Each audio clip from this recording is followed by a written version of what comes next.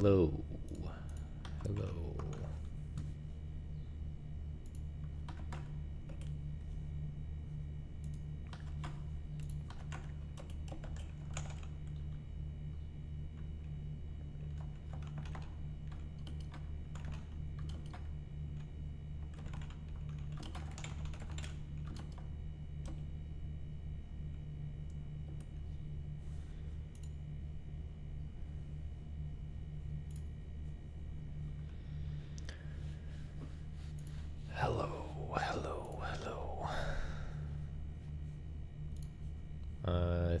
I think I've announced everywhere what we're doing here.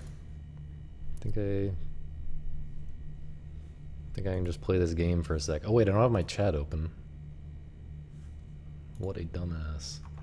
What a dumbass. Does not have his chat open. This is my subconscious is trying to get me to stream where I don't have to read the chat because I hate you guys. Okay, I have the chat now. If you said something, I missed it until right now. I'm actually gonna see if I can see if there were any messages I missed, but usually no one comments for like a good couple minutes. Howdy, Misa.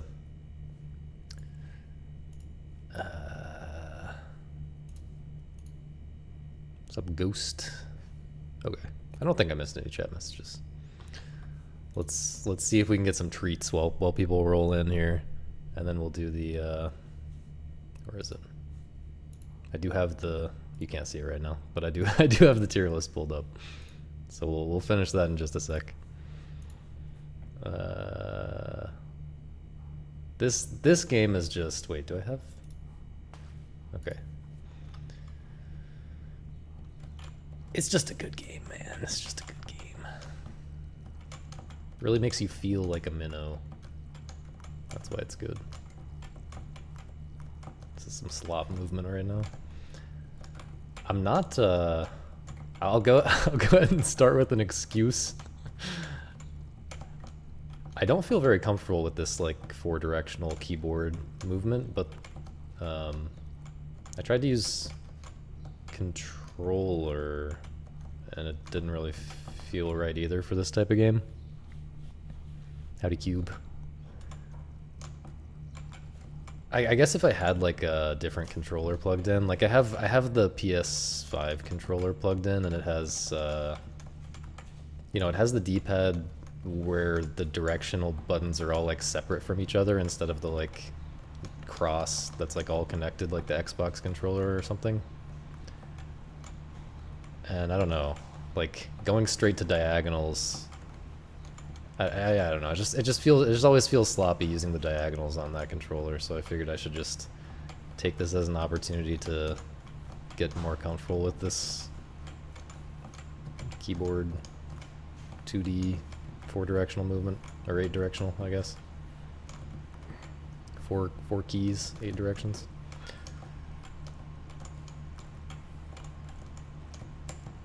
Still not totally used to the range on this guy. It's pretty big range. I'm stupid.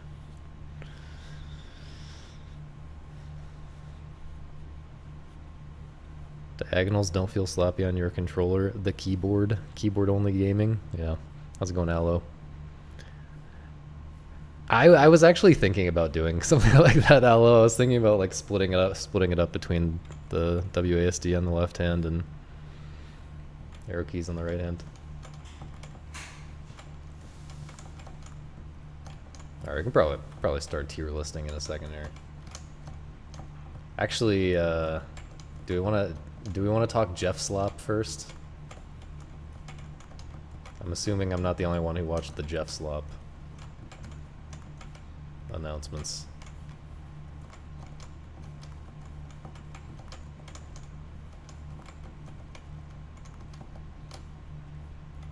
I don't know, man. This is terrible. What did we care about? What did we care about? I cared about the new Ueda game for sure. That's probably the best thing that's been announced at one of those E3 likes. Probably the best thing that's been announced at an E3 like since The Last Guardian, right? Whenever that was, like 15 years ago or something. Or that's been shown, I guess. The Last Guardian would have been shown in like 2015 probably. I am not using my brain in this game right now, that's for sure.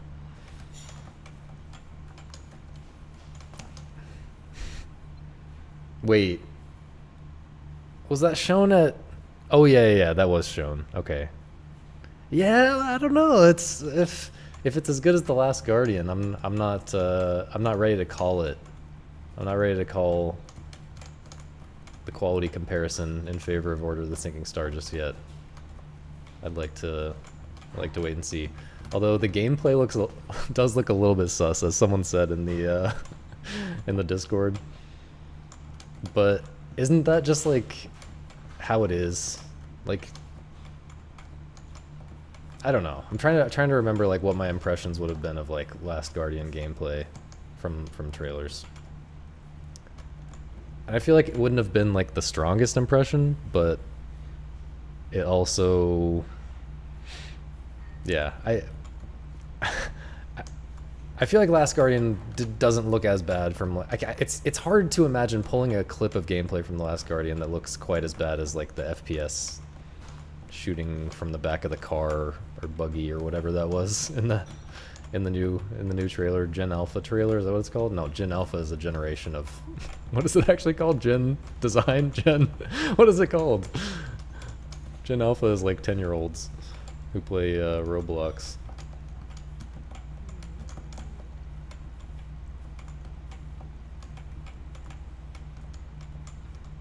Anyway. I wish these other Gen Atlas. Yeah. Wolf Among Us 2. I was so surprised to see. Let's stop minnowing and pull this up. Summer Games Fest 2026. Kotaku, do we want to... Where's the... Let's get it quiet. Yeah, I was really surprised that people seem to care so much about Wolf Among Us. I know that this is a very... I know that my taste is not representative, or even the taste of everyone that I interact with on a day-to-day basis is not very representative of the crowd at this type of event, right? And, you know, he's specifically selecting a crowd that's going to cheer for everything, probably, but if not paying them to cheer. but I was still surprised that people were that excited, that we're cheering that much about Wolf Among Us 2. Because I haven't played that game, but I played the Walking Dead game, and I know that game won Game of the Year back in like 2012, and that's like why I played it, right? Because it was like the most critically acclaimed like game of that year. But I thought it was horrible. I never played another one of their games again. I don't know. Maybe Wolf Among Us is a lot better. Maybe they're just not for me and I don't get it, but yeah, I just never hear people talk about that. More so than the way I actually felt about it. I just never hear anyone talk about the Wolf Among Us game. And also, wasn't there already a 2, or maybe there was, I don't know. Season 2? Maybe there were seasons of the original game. You want to play as Tupac? You are committing a massive faux pas right now, Misa. Everyone is really mad about Tupac, or something. Everyone's mad because it's disrespectful. Why are people mad exactly? It doesn't really seem. It doesn't seem all that serious to me, but maybe I just don't get it. That was announced over a decade ago, but never happened. I knew there was something. One thing I was thinking, though, I was thinking that this was actually a really good Summer Games, like a really good show. Like even for me, like for everyone, I feel like. Of course, you still have people like complaining on Twitter and stuff, no matter what. But like, a lot of people seem pretty happy with it. I feel like usually the consensus is it sucked from everything that I see like on Twitter and from the people I talk to. Like the consensus always feels to me like everyone hates it. And this one I feel like everyone was like, yeah, that was all right at least. Like, and for me, like, I don't know, I might play the Cuphead game. I don't know, I didn't really look very closely at it. Let's see what it actually looks like. I mean, it looks, from what little they're showing, it looks a lot like Cuphead. Looks a little bit too much like Cuphead. I mean, this is just a boss from Cuphead, right? I mean, maybe it's different. I don't really remember exactly the details of that boss fight, but yeah, I don't know if I'll actually play that, but like Alien Isolation 2, like I could imagine myself playing that. It really depends. Like they're gonna need to show some gameplay and stuff before I decide that I care about that. But like I played Alien Isolation 1, not just like back when it came out. I played it like fairly recently, maybe like 2020 or something. And I thought it was pretty interesting. Like it fell into all the AAA traps of the time, right? Of like having way too much like padding, like, you know, just walkie-talkie parts, and just it was just really padded out. But you can imagine a version of that game that's like 10 hours instead of 15 hours or something, or even shorter. I don't know. That's actually pretty good, I feel like, or at least interesting for a AAA game, you know, like. I don't know. And then the Ueda game, like, I might even play Resident Evil Veronica. I don't know. Not sure about that one. But like there's things that I'm at least considering caring about, right? Is this, did they already show it? Oh no, they haven't shown the trailer at this point.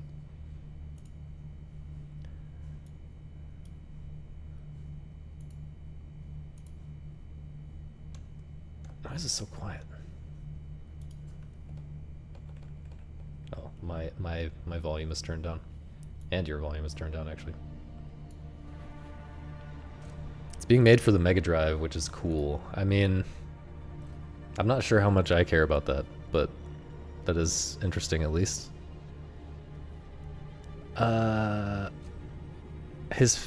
Tupac's family doesn't own his estate and have been trying to get it back. I see. Yeah, I don't know.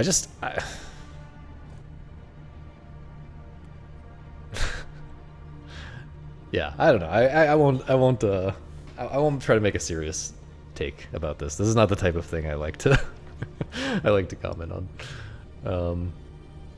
The Tupac thing, I mean. This is the type of thing I like to comment on right here. Look at this. Look at that. Only Ueda is doing this in video games. Who else is doing this? Who else is doing this in video games? Name one person. The audio is so good. I'm curious if the weird stuff going on with the reticle means anything. I don't think it does, but I don't know. They just really start showing a lot of crazy stuff here at the end. Like what just happened? Like I was kind of worried it was all gonna be shooting, like all the gameplay was gonna be shooting after it first showed the shooting, but this just seems crazy. This just seems crazy. Epic Store exclusive, don't care. Sorry. I do not care. I will play it. I played Outer Wilds when that came out on the Epic Store. Like, I mean, you know, I would prefer to. It does look incredible. Thank you, Jeff. It does look incredible, actually. And then there was like another hour and 45 minutes of stuff that I don't care about as much as that, probably. But I don't know. There were other things, right? There were other things. I was curious to look. Yeah, I was curious to look back on like Summer Game Fest, like 20. If we go back to like 2023, right? Because like probably everything that was announced then. God, it's still showing me 2026. Probably everything that was announced then or shown then is out now, right? I'm just curious, like, by comparison to a random year, is 2026 better or worse? So like, like I didn't. This came and went. I did not care to even consider buying it. Same with this. Same with this. Same with this. I didn't even know that was a thing. Same with this. I don't even. Did anyone know about this? Alan Wake 2. I did consider playing Alan Wake 2 at least. Didn't play it. Didn't play. There's always a new Like a Dragon game. I mean, Star Trek Infinite. I don't even remember. Like, I don't even remember this stuff. Did this come out? Did the Sandland game come out? I totally forgot about this. Pal World. I mean, that's kind of interesting, but I didn't play it. Don't really. I just don't have interest in any of this kind of stuff. Maybe this is just a me thing. Maybe this is just, it happened to be a bunch of stuff that at least somewhat interested me this year. But yeah, I mean people care about Baldur's Gate obviously, and yeah. But yeah, none of this. I guess people care about Lies of P. I haven't played Lies of P. Maybe I would like it. Maybe I would say maybe I would kind of like it. I would be surprised if I liked it as much as like the FromSoft games that I really like, but looks like it could be alright.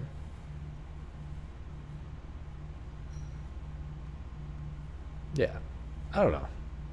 Maybe it's not as big a gap as usual. But to me it felt like the best one in a while. Anyway, it was overshadowed by Mario Wonder in the same week. The Sandland game? That's just crazy that came out. I completely missed that. What's that Nuke Perry game that has some similar vibes? Nuke Perry? VA Proxy.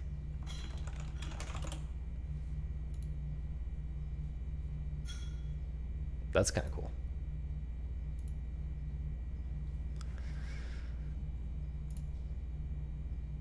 That's kind of cool. The fact that you call it a parry game makes me... Oh, it's not out yet. Okay. Maybe it'll be good.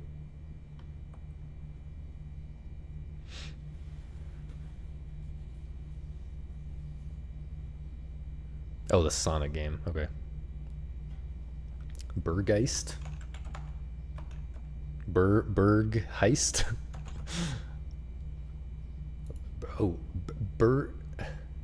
Berggeist. I see.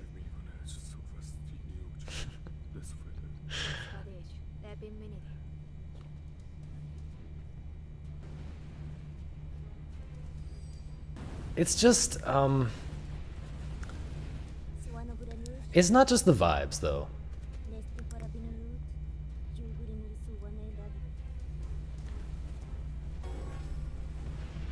I mean, this could be interesting. I don't know. But like the specific like feeling that they're trying to evoke is one thing, but like this just has great shots, right? Like this is a great shot. The composition, the way that the light, like the way that we're in shadow under here on the underside of some thing that we then, it's just it's really thoughtfully composed at every step. And I mean,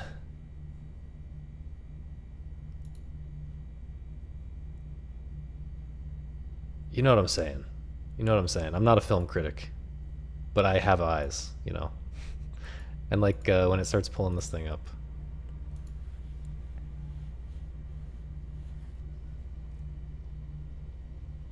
there's just a lot that's interesting going on. There's just, yeah. the scale here, the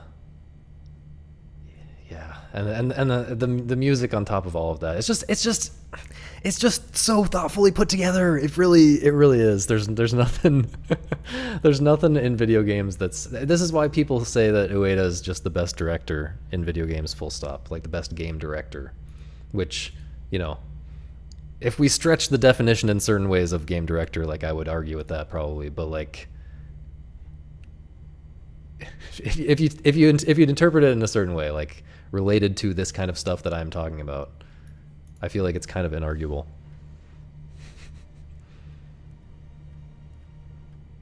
I don't know, man. Can't wait for this game, actually. Because we just don't get stuff like this, right? We just don't... like, I'm excited for Order of the Sinking Star, right? I'm excited to get around to 868 back, even though it's out. I'm excited to get around to it at some point. I'm excited for a lot of games, but not as much as I'm excited for this, just because there's nothing that has scratched this itch for me since 2016 when The Last Guardian came out. Right? There's what else is even... I'm trying to think of like the closest thing. The closest thing might be like some itch.io. Like the closest thing might be Love Eternal. That's like obviously not very close, right? but it has that same attention to detail, and like it's so carefully crafted down to every little detail, and it's got a really particular vibe, and it's yeah.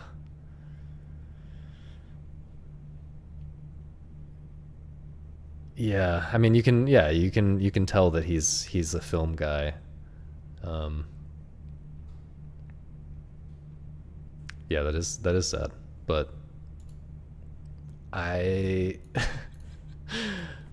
you know, Kojima is also a film guy, right?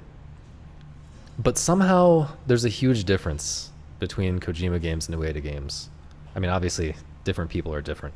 So I'm not trying to say the most shallow, dumb thing possible, but like Ueda, the gameplay feels more central. Maybe it's just that Kojima is okay with kind of more maximalist gameplay, like systems design and stuff like that. Maybe it's just a taste thing, and Ueda's stuff is more to my tastes, but yeah. Like, I feel like both of them have a certain, like, elegant and minimal approach to the filmmaking elements in their games, right? Like, when you see, like, the opening cutscene of Death Stranding, which is great, it's, like, the best part of the game, it doesn't feel like it's trying too hard. It feels like it understands what makes a shot compelling and how to tell a story visually with relatively few elements. And like Ueda games have that as well, right? But then Kojima games, when you get into the gameplay aspects, like, okay, Ueda games, the gameplay feels that same way. The gameplay feels that same way, where he's accomplishing something that connects with the more movie-like elements of his games, with very few gameplay elements, and without a bunch of distracting stuff in the gameplay. Not just distracting stuff, but just a lot of stuff. It's like Kojima's games I find really overly complicated, and I just don't think the immersive sim I don't know. I'm an immersive sim hater in general. So take this with a huge grain of salt. Maybe someone who appreciates immersive sims in a way that I don't has a great argument to defend all of this stuff that I'm talking about. But like, to me, it when you get into the gameplay elements, it loses that thing that feels like Kojima really understands what he's doing when he's like directing a cutscene. Whereas Ueda seems to really understand how to connect gameplay. And I don't know if it's just an intuitive type of understanding, because the type of gameplay that Ueda designs, it doesn't really feel like the type of gameplay that you need to like study you know, action game design and study puzzle game design and all of this kind of stuff to really know how to do it well. It feels like he could be doing this just intuitively as a mostly non-gamer. But I think he plays a good bit of games. I remember him talking about recently I read that he was talking about To a T. Has anyone played this game? I played like a few hours of it. It's from the Katamari director. I love saying something and then it's completely redundant with what's on the screen. But yeah, it's an interesting game. Well, I don't think it was exactly for me, but it's an interesting game, and I remember Ueda praising it, and he seemed to appreciate the things that were interesting about it. But yeah, it's not. This is also not like a gamey kind of game, right? Like, yeah, I don't know if Ueda. I'd be curious if anyone knows whether Ueda like plays arcade games or you know, more gamey games of any kind. But anyway, he seems to have a great intuitive understanding of game design to at least you know, good enough, the parts of game design that he needs to support what he's trying to do. So I think the world is better with him as a game director than it would be if he were a film director, for sure. I think Kojima just likes dumb shit. Yeah. You mean dumb shit gameplay wise, like you're hiding in the box? I mean, yeah. Yeah, but I'm not really trying to judge that angle. Yeah. That's a whole different thing than what I was trying to get at, but that is also true. And yeah, I will say that kind of style, the quantum brow style. Yeah, exactly. The quantum brow style that Kojima does. Yeah, for anyone who's not aware, Matthew Matosis, I think in his Death Stranding review, talked about how Kojima is both highbrow and lowbrow at the same time, and that's what people like about him, right? Which I feel like that kind of describes a lot of things that I like. Like Thomas Pynchon is 100% like that, right? Like he'll go from like the most elevated prose, like extended description of whatever, and then straight into like poop jokes and like toilet humor. And Cow says moo, yeah. But it feels very different from the Kojima style. Kojima's just the Japanese version of that. Why are we getting this B movie? Why are we getting this B movie meme? Damn, Mega 64 is still at it, huh?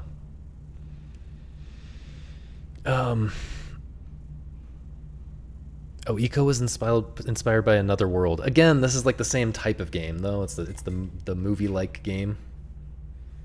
In my hierarchy or in my video game genre classification structure, there's three broad categories, right? There's action, and then there's puzzle, and then there's not a game. Okay. Don't ask me to elaborate, right? I'm refusing to elaborate right now, but it's in the not a game category, right?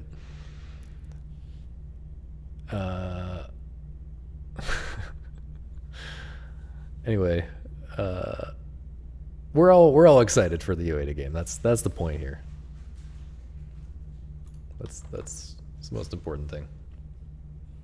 Okay, so we're all in agreement. We're all in complete agreement about this tier list so far, right?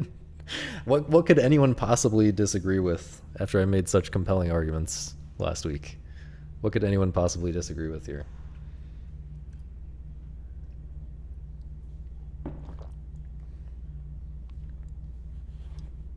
Silence in the chat. I'm going to take that as I completely agree. I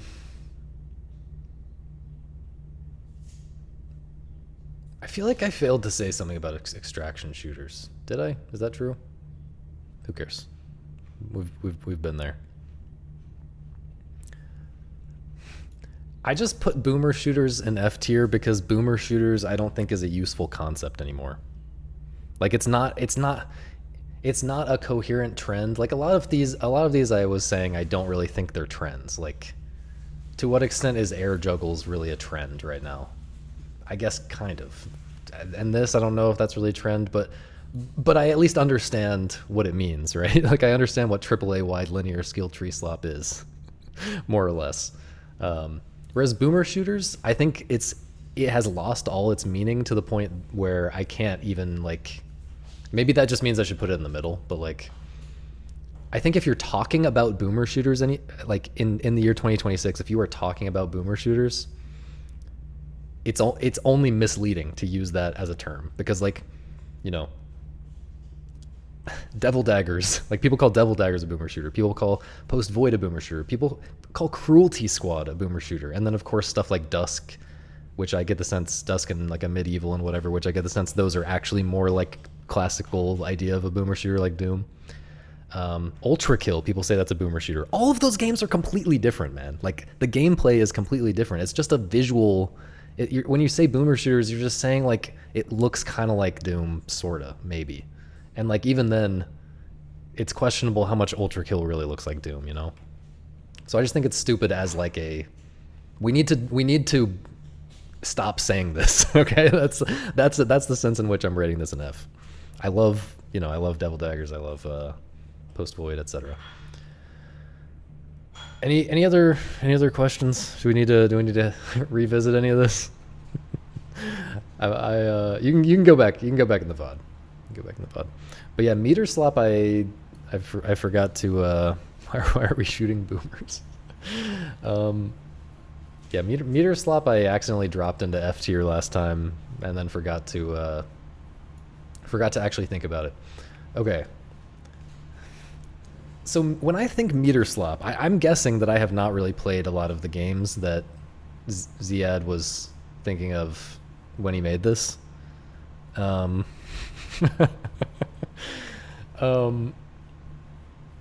it's probably like JRPGs and stuff, right?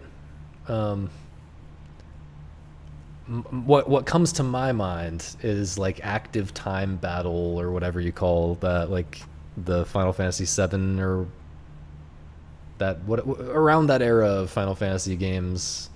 You had like turn-based, except you have to wait a little bit of time for your turn to start instead of like wait a little bit of real time. It's like you're still waiting for your next turn to start. It's like it feels kind of the same, right? It feels kind of the same as if it were actually turn-based, except you're watching a meter go up instead of watching the animations play out. Ninja Gaiden 4 is meter slop. Yeah, so there's obviously also like fighting games are like becoming more and more dependent on, like, I don't know, what is Tekken, or is it Tekken that I'm thinking of? Tekken 8, is that the newest one? Tekken 8 tournament, sure. I'm not seeing meters really. Is there a meter overlapping with the health bar here? I don't know, I might be thinking SF6. Might be thinking of Street Fighter 6.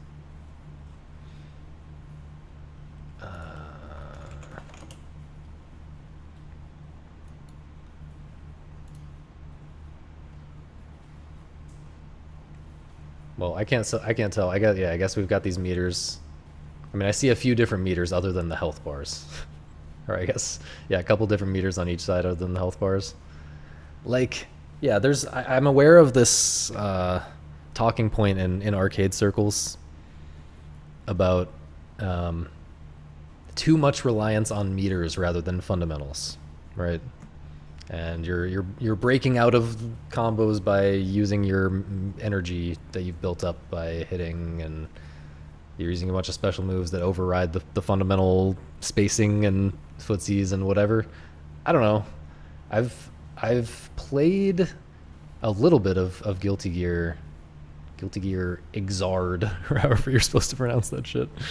I'm aware that people say Exard, but I just think it's funny. In the game, the announcer on the title screen says Exard, I'm pretty sure, which I find funny. Anyway, that game has at least one meter that lets you do, you know, special things to break out of whatever, and yeah, I don't know. It didn't seem like it broke the game to me. It seemed defensible at the very least. I don't know. Haven't really played. Haven't gotten deep enough into any fighting games to make strong claims there.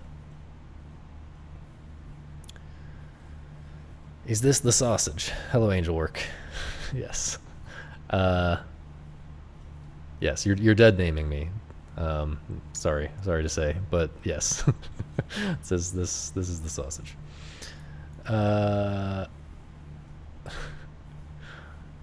Green Bar's Drive Rush controls parries, some specials, etc. See, you'd think that arcade heads would like that if it limits your parrying, but I don't know. I can't. Oh, thanks now for the compliment about the 100 puzzle game tier list. I just don't know. This feels like it could mean a lot of different things to me, and I just this is why I should have made my own set of trends for the tier list, but that's my fault for being lazy.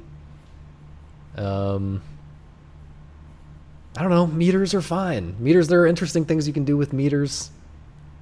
I'm just gonna judge this as meters, heavy use of meters in general, which brings us back to what I was saying last week, like Derelict Star, one of my favorite games of this year.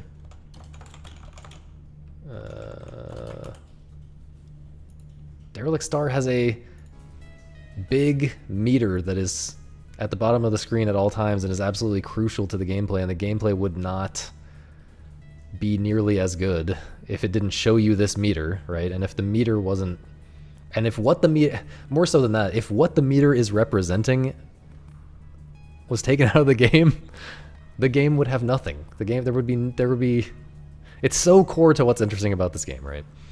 It's just representing your speed, right? And this is a heavily momentum based platformer that does a lot with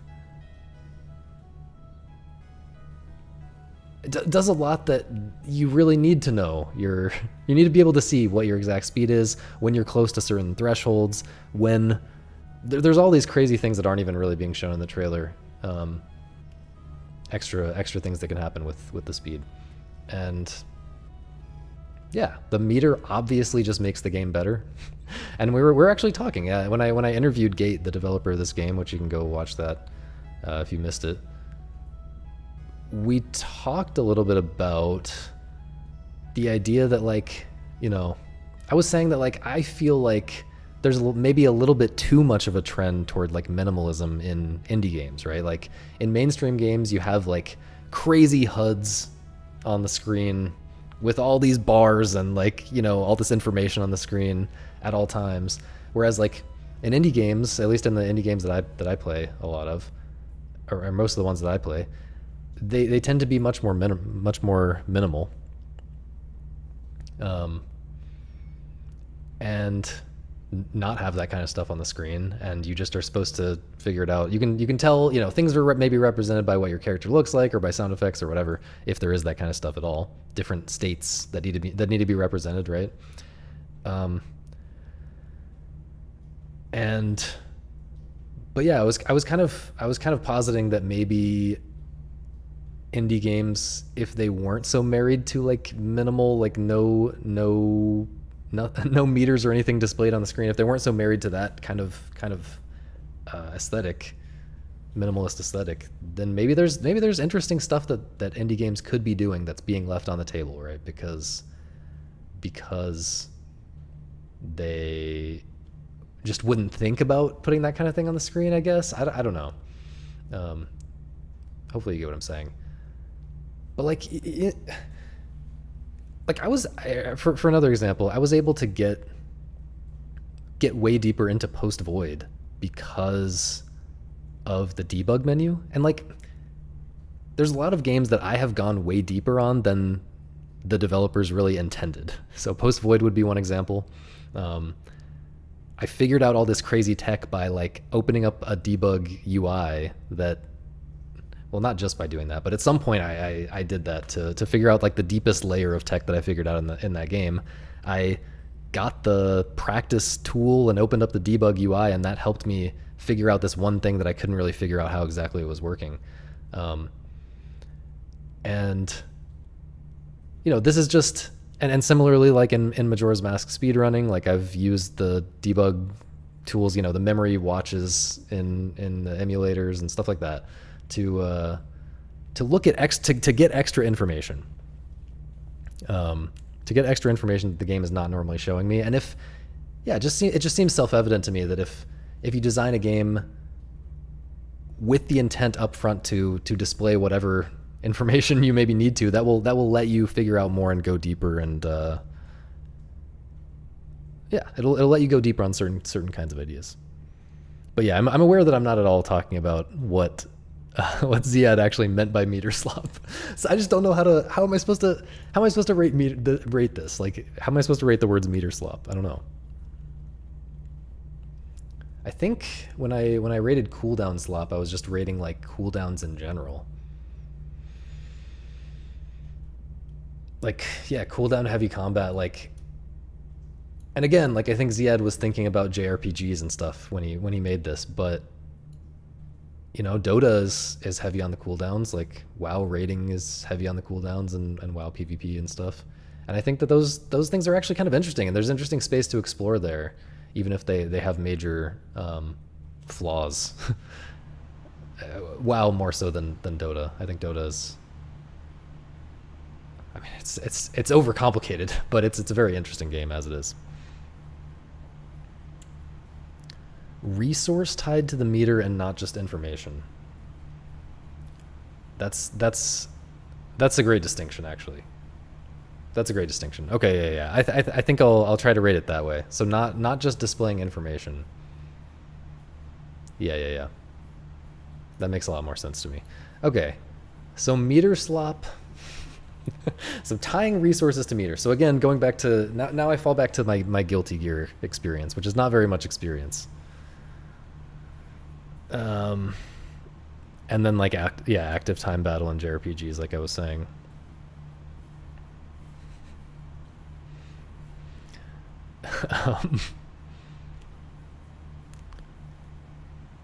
Yeah, I know I've played other like action games that have like you do enough hits and then you build up a meter that lets you do some crazy move or whatever. I can't think of an example right now, but I've definitely played a lot of games like that, and it's whatever. Like, I don't know. I don't feel like it's destroying the game.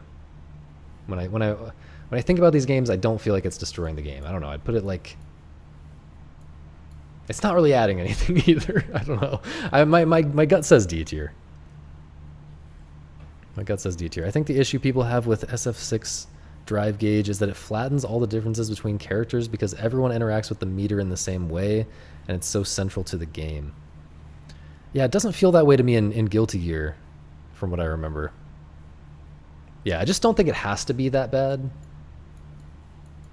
I don't think that heavy use of meters has to actually be bad. Maybe C tier.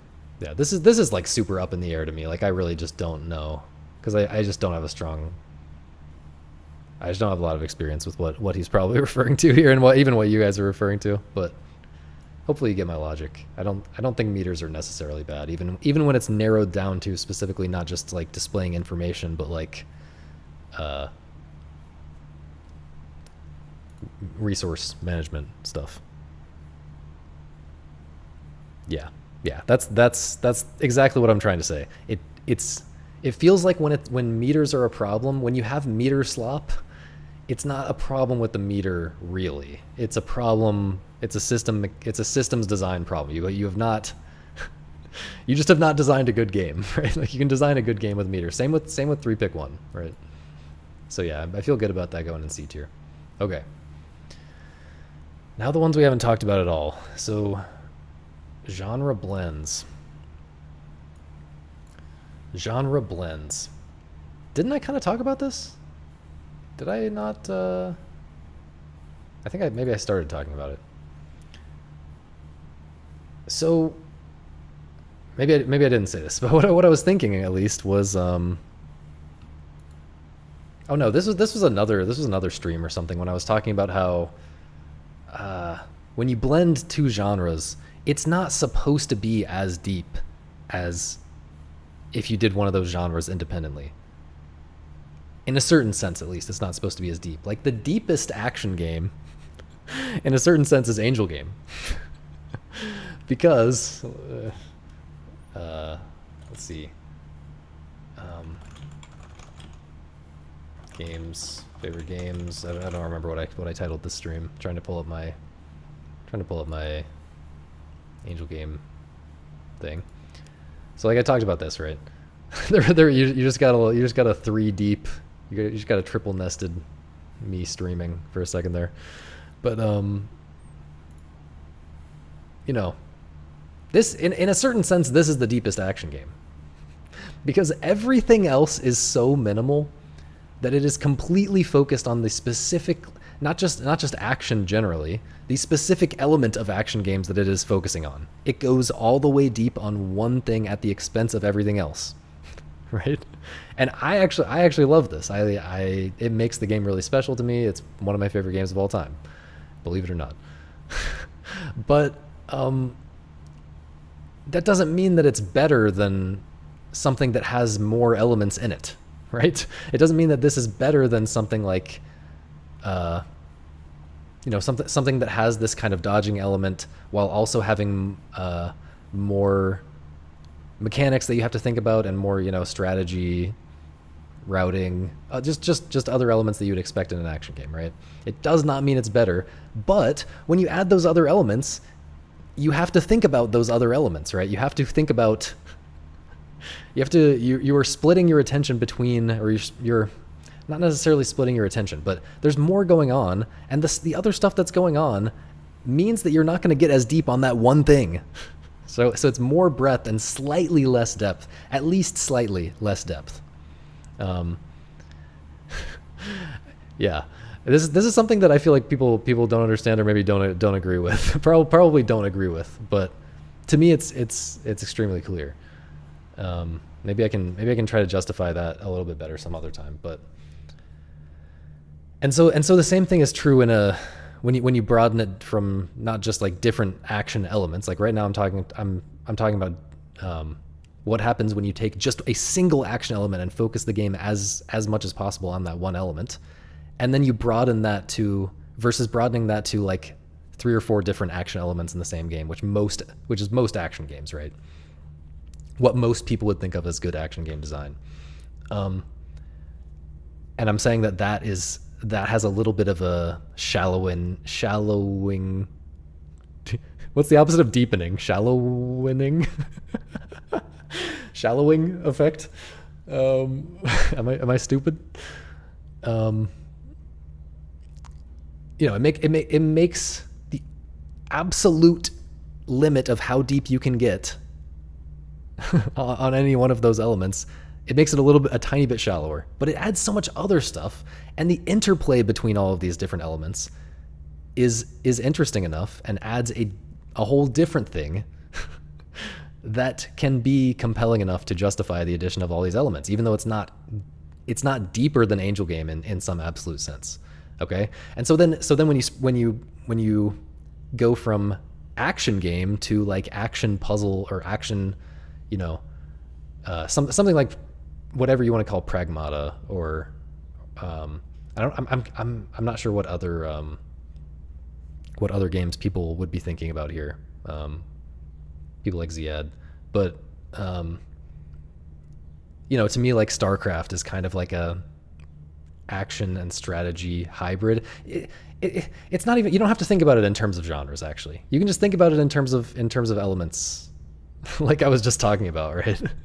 It's really the same thing. It's really the same thing.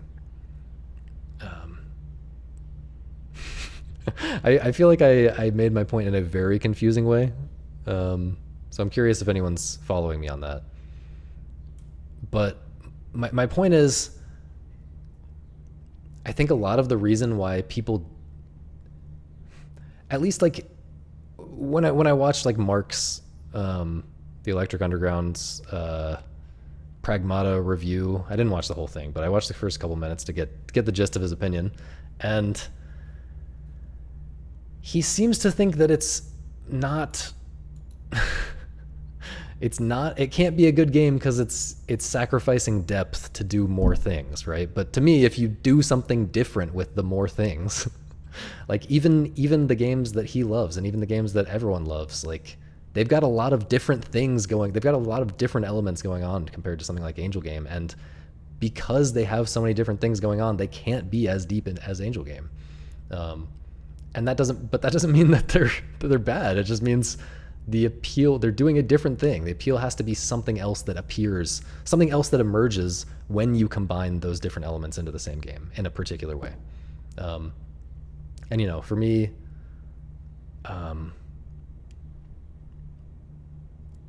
like Post Void, right? Post Void is actually similar at an abstract level. The way that you're thinking about the game, it's kind of similar to Angel Game in a certain way. Like you are the pacing of the decision making, like you have to make a decision very quickly and intuitively based on your understanding, you know, your intuitive understanding of the systems rather than like slowing down and thinking about anything.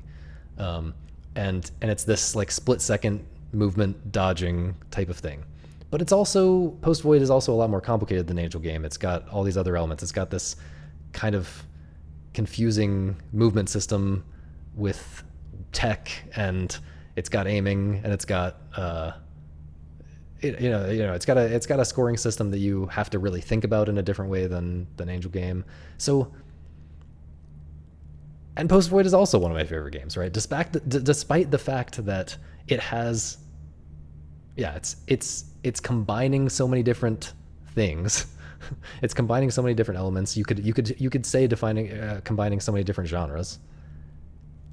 It's a great game for slightly different reasons. Like it feels like it's doing the Angel Game thing with a lot of other stuff as well, and yeah, it's just it's good for what it does. I'm trying to think of, I don't know. What else are people thinking about? I'm gonna rely on the chat here to try to help me understand what people are even thinking about when they say there are so many close calls in this world record, man. It's crazy. Like what else are people thinking of other than Pragmata? What are people thinking of when they say genre blends?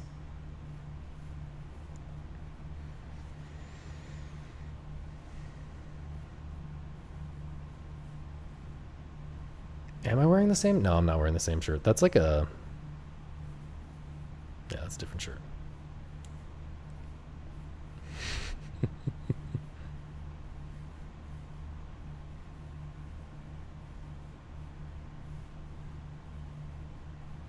Agreed with that. Deal, or however you say your name. Zelda. They're thinking of Zelda. That makes sense. Oh, like Souls, like action RPGs. Right. I don't know if that's what you mean by soul slop, but yeah. I don't know if I've seen that GMTK video. Blueprints, yeah, possible that they're thinking of that. I'm guessing that it's like Souls-likes, action RPGs, and then like Pragmata, obviously, and then yeah, maybe like Zelda, like adventure games in general, because those have action elements, they have puzzle elements, they have like exploration kind of elements, and maybe more. Yeah. Okay. Yeah. I can see why. I'm guessing the general feelings on genre blends are somewhat negative. I don't remember what Ziad ranked it, but yeah, to me,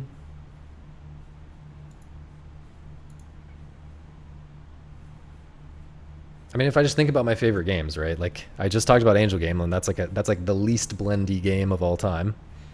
But The Witness is genre blending. there's a secret thing in that game that's definitely pushing outside of being a puzzle game, but it's also like it's got, you know, exploration kind of elements which feel very distinct from puzzle game. You know, Spy Party, that's, I don't even know if you can call that a genre blend. It's just so its own thing, but yeah, it feels like it's inventing its own genre more than being a genre blend. But you know, anything that's like real-time strategy, that's basically just a strategy game and an action game at the same time. That to me is a genre blend. Yeah, I don't know. I struggle to think of this as anything other than S tier, but maybe as a trend. Hang on, we're rating these as trends. It's so hard to think about how to do this. we're rating this as trends, and so genre blends as they are trending right now, I feel like more negative.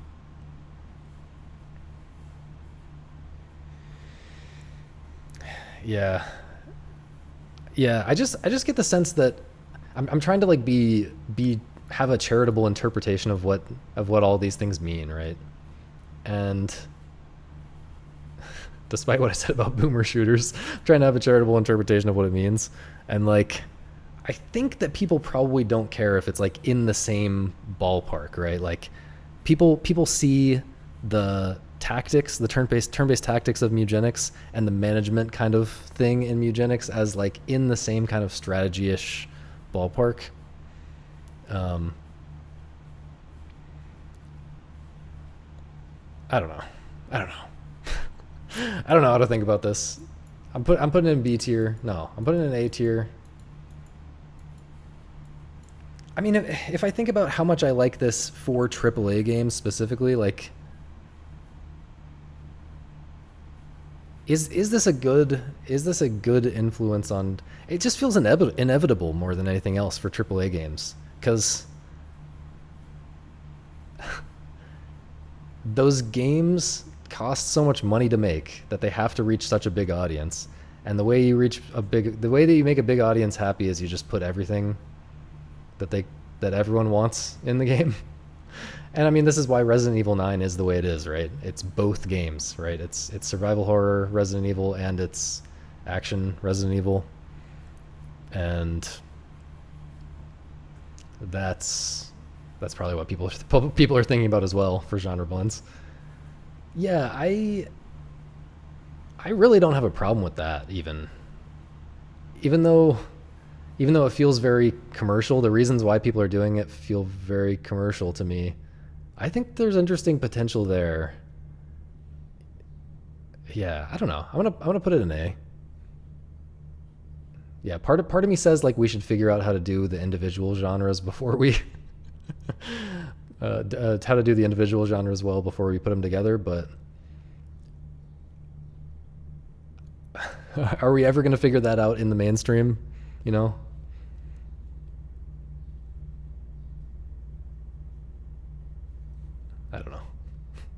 I don't know, man. We gotta really look at this spread. Look at this spread. Maybe I should be hoping for more of a bell curve, but this feels nice. Metroidvania F tier.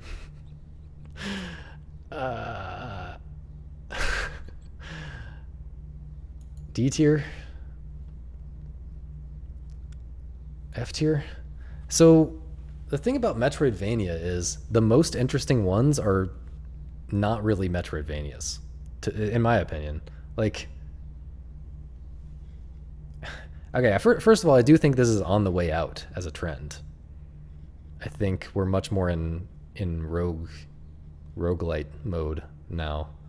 I don't see as many new like indie Metroidvanias or mainstream ones. Maybe I'm not exactly sure.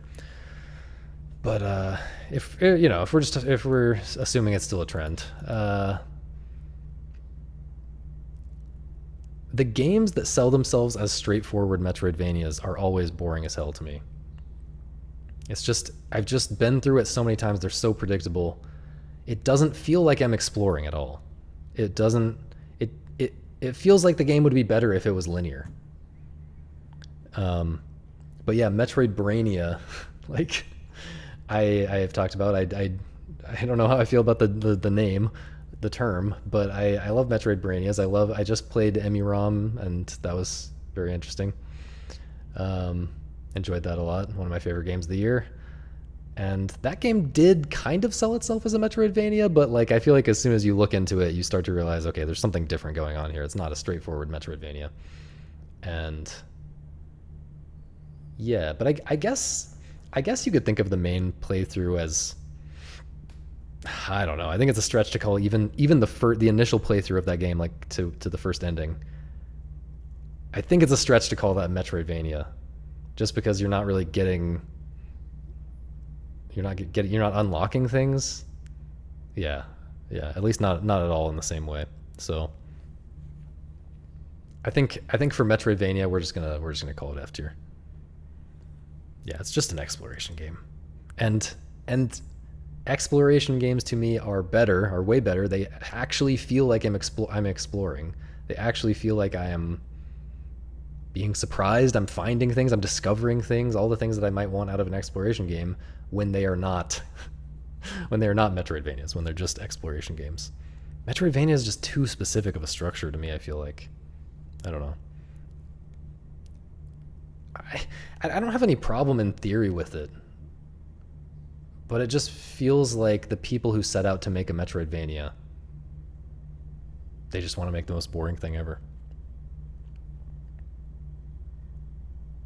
Well, Super Metroid is already like not really a Metroidvania or something.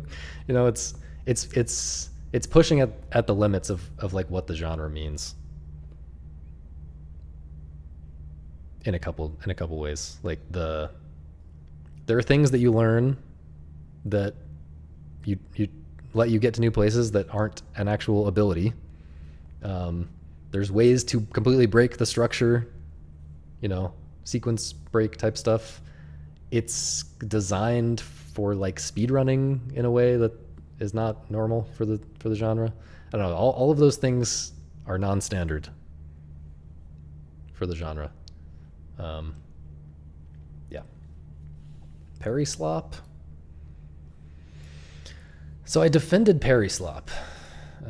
Top 10 games 2025. I defended PARRYSLOP when I was talking about Candy Rangers in my top 10 games of 2025 post. Yeah, Super Metroid might be a little bit brainia. Sekiro is not peak to me. I haven't played Nine Souls.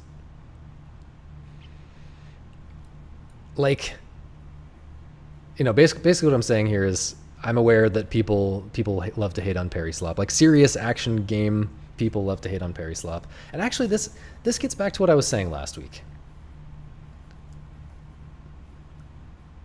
What I'm saying is there are ways for quote unquote Simon Says gameplay to be interesting.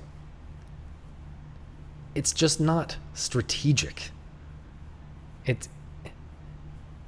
The idea that it's gonna be really loud, isn't it? The idea that the idea that the only way for gameplay to be interesting is for it to be strategic is something that you hear in arcade game circles, and I feel like you hear it there because those people don't play actual strategy games, right? I feel like if they played actual good strategy games, if they played 868 back, if they played Cinco Paws, even if they played like, I don't know, Spy Party or something, even if they played Dota, I feel like, I don't know, but you know, if you imagine them spending a lot more time playing actual strategy games, they wouldn't feel the need, I feel like, to squeeze as much strategy as possible into their action games. Because to me, this is interesting gameplay. I mean, this is not. I'm not going to call a game like this my favorite game ever, right? But here are some. I'm giving some examples of how pure call and response gameplay, which is what PARRYSLOP is, right? People are calling it PARRYSLOP because it completely there's no room left for fundamentals because you can just parry everything, right? It becomes all about timing. It becomes all about watching the animations and doing the timing. So, right, it's pure call and response. That's why people call it Simon Says gameplay. Here's some ways that pure Simon Says gameplay can be very interesting, right? This is call and response gameplay. Just push to the limit. This becomes interesting if you get to this level. Just, can your hands do this, right? Feeling what it is like for your hands to be able to move this fast and do this. And also, you know, sight reading is an element of it as well. But once you get to this point, you can't really sight read it. But and especially this type of thing is interesting to me when the actual inputs are interesting, right? Like a Guitar Hero controller is more interesting than just doing it on the face buttons, right? It's doing a different type of motion, a different type of movement with your hands, and the actual limitations of having only so many fingers come into play with Guitar Hero, right? You have to move your hand back and forth between the first 4 and, you know, 2 through 5 in Guitar Hero, because you only have 4 fingers in a row like that, right?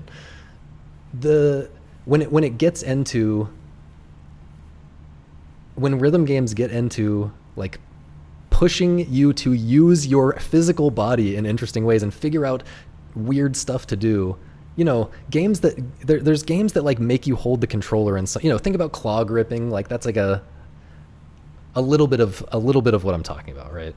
Like games that encourage you to hold the controller in weird ways, or like learn to mash really fast while doing some other thing like that can be interesting gameplay. Like that is that is something interesting that games can do. It's just not strategy.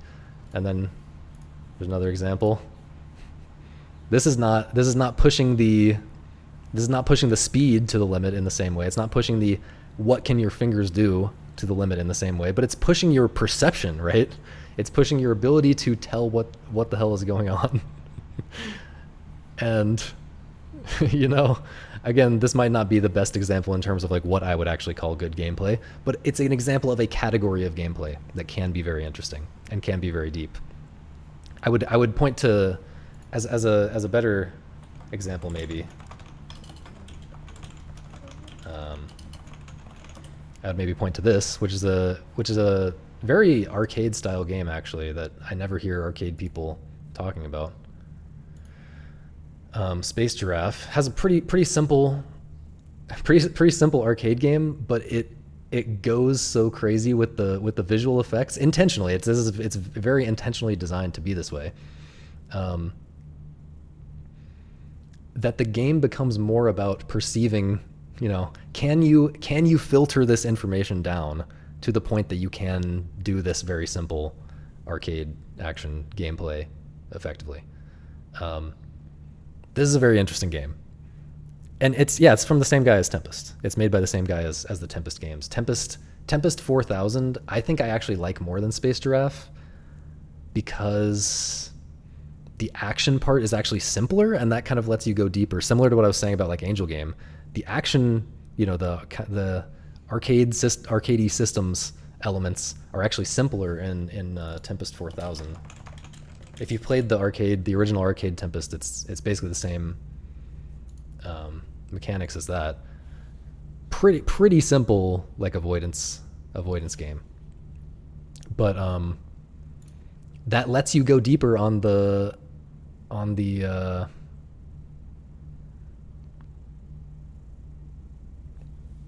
avoidance game is the wrong way to describe this. I don't know why I called it an avoidance game, but anyway, pretty simple gameplay mechanics, but that allows you to go deeper on the crazy perception stuff. Oh, I accidentally clicked pure mode, right? I forgot what pure mode was. Pure mode is when you don't have the crazy perception stuff going on. I don't know. I can't remember which part of the game has the craziness. I mean, this is getting into it a little bit, right? Anyway, this is interesting. This is an interesting category of gameplay that you can go deep on as a game designer, and that you can have a deep, interesting experience with as a player, right? It's just not strategy. It's something other than strategy. You know, Twister, another example. You know, this is This is also sort of so obviously this is a pure Simon Says, pure call and response type of game, but you know, this is another way of getting at what I was talking about here with the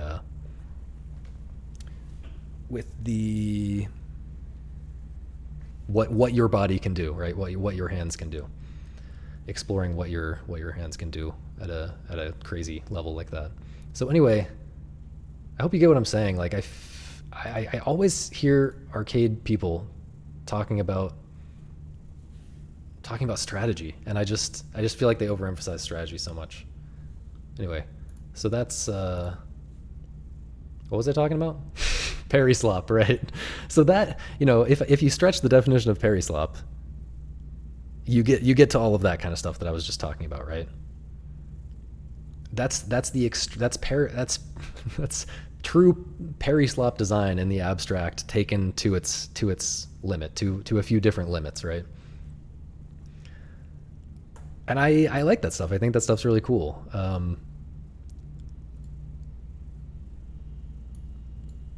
But as a trend, is any of that stuff trending at all? I'm not sure. Yeah, people out here pretending like a bop it isn't fun. And I do understand, like, you feel like you've done that before, right? Like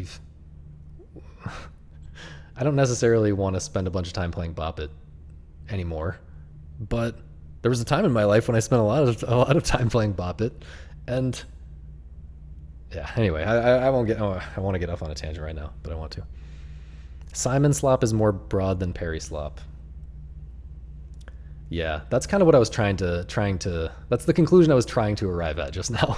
Like, it doesn't feel fair to stretch the definition that far for when we're saying PARRYSLOP. It feels like PARRYSLOP has to be specifically a combat system where you're hitting each other with melee attacks. So I kind of feel like it has to be F tier. I don't know. I feel like it fits with air juggles. To me, it's the same as air juggles, where a parry can absolutely fit into. It's very easy to theoretically imagine a combat system where a parry fits into it.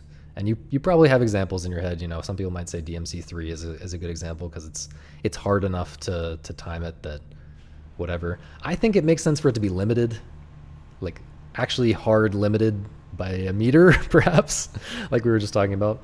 But you know, in some way, it shouldn't completely override the rest of the design, right? Metal Gear Rising, maybe.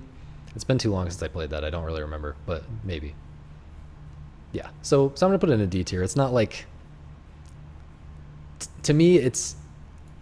A parry has more of a place than Metroidvania in a wider variety of. There's a wide variety of games in which I think a parry could fit and not do harm and be fine or be good even.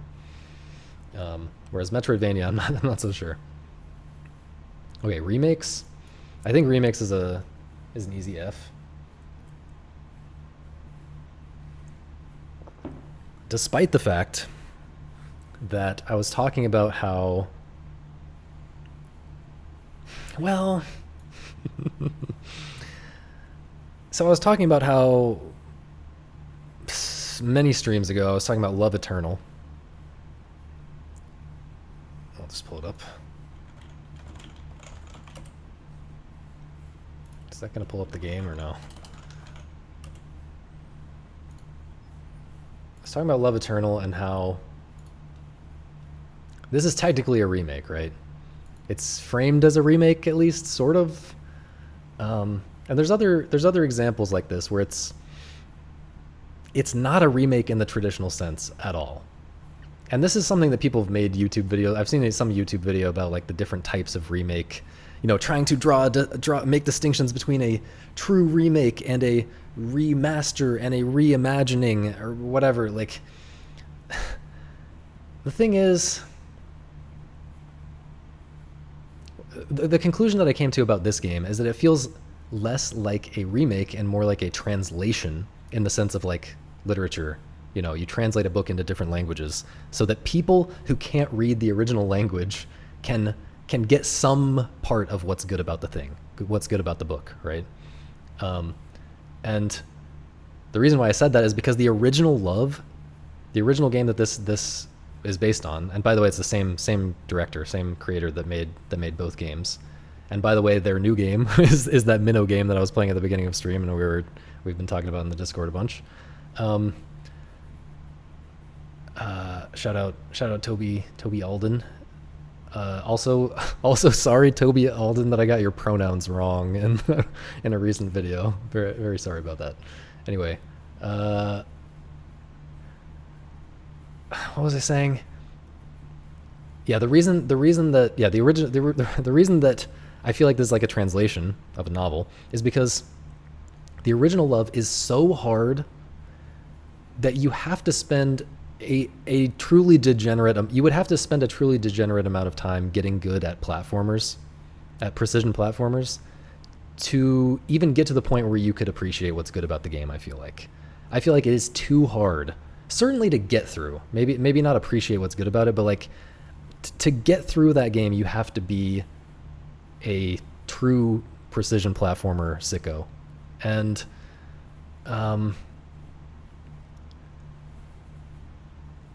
yeah, and the amount of time and effort required to do that, to get good at precision platformers, to enjoy, if you wanted to try to enjoy love, is almost comparable to like the amount of time you'd have to spend learning a language, right? And so it's just targeting a different audience that is never going to, like Love Eternal, right? It's targeting a different audience that's never going to get good enough to play the original Love.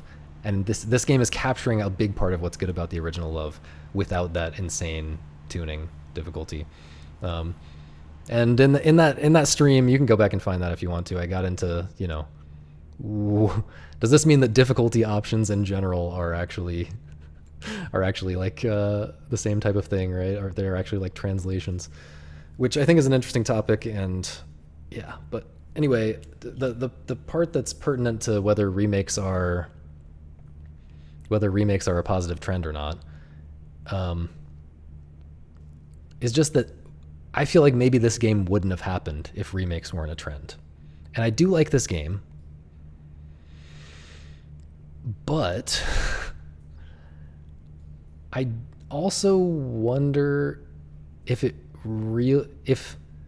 would have gotten something better, something I like better, if it wasn't a quote unquote remake, So okay, let me start from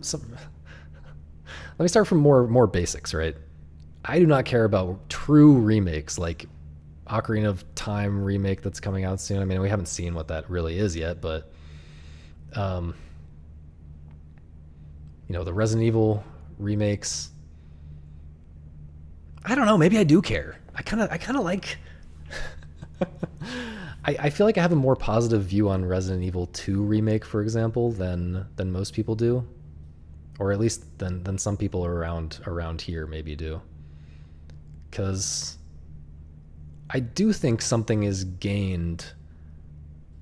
Well, I think making the controls more intuitive has benefits.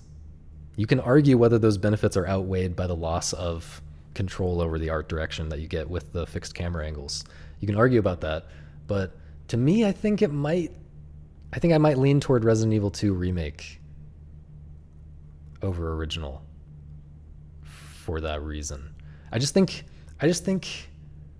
the awkwardness of, not seeing something that's slightly off screen because the camera angle's in an awkward spot and you're moving around the room in a particular way. This is semi-spoilers, but we're like 10 minutes into the game.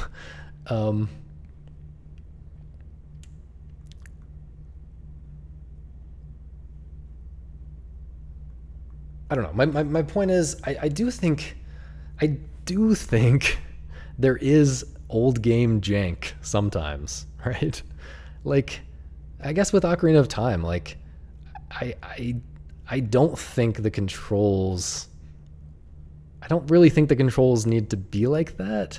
I question whether they're going... I doubt they're going to make new controls that fit the vibe of that game, the direction, that feel right, that feel right for that game. I'm very skeptical about that.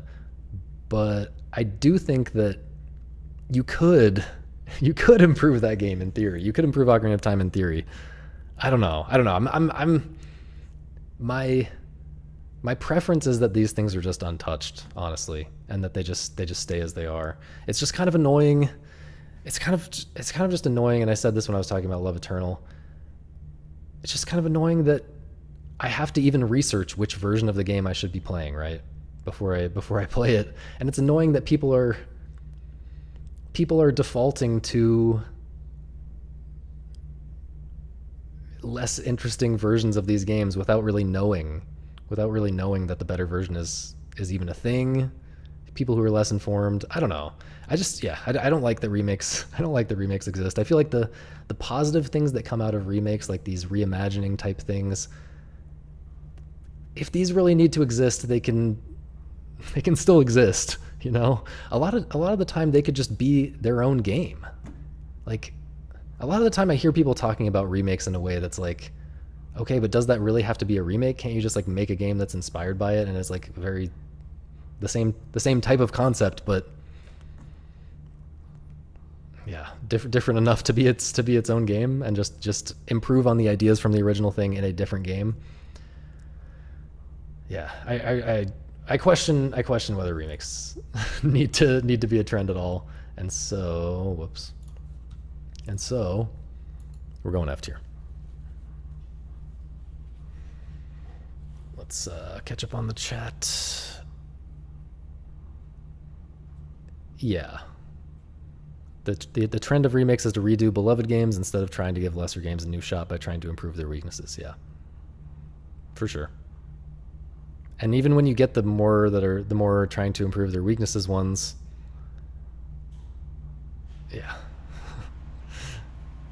Or even if we did get a lot of those, I feel like that just doesn't depend on the existence of that stuff. Does not depend on remakes as a trend. Is love hard in a Boshi way or getting over it way? Neither. maybe more Boshi though. It's a very simple precision platformer. You know, it's Celeste, it's Jumper, it's stuff like that, but harder. It's not pulling wacky tricks like Boshi. It's just going really far with the basic flipping mechanic. But the level design is really good for what it is. If you're gonna play one hard precision platformer in your life, I like the original Love. That's probably the one I'd recommend. Well, hang on. I'm thinking precision platformers in a very limited way. Like Derelict Star would probably be the one if we were considering that a precision platformer. Yeah, I don't know, but it's an interesting game. Yeah. Obviously, there's things that you can do to make it more okay to remake a game, and being able to hit a button to go back to the original version at any time on the fly, like that. I guess that helps. I don't know. I just don't think it changes the fact that this is not a helpful trend in any way. I feel like it's only a negative thing. Yeah, exactly what you said about Majora's Mask, Kita. It's related to what I was trying to get at as well, with like people are defaulting to the wrong version, etc. Okay. 5 left. Roguelite.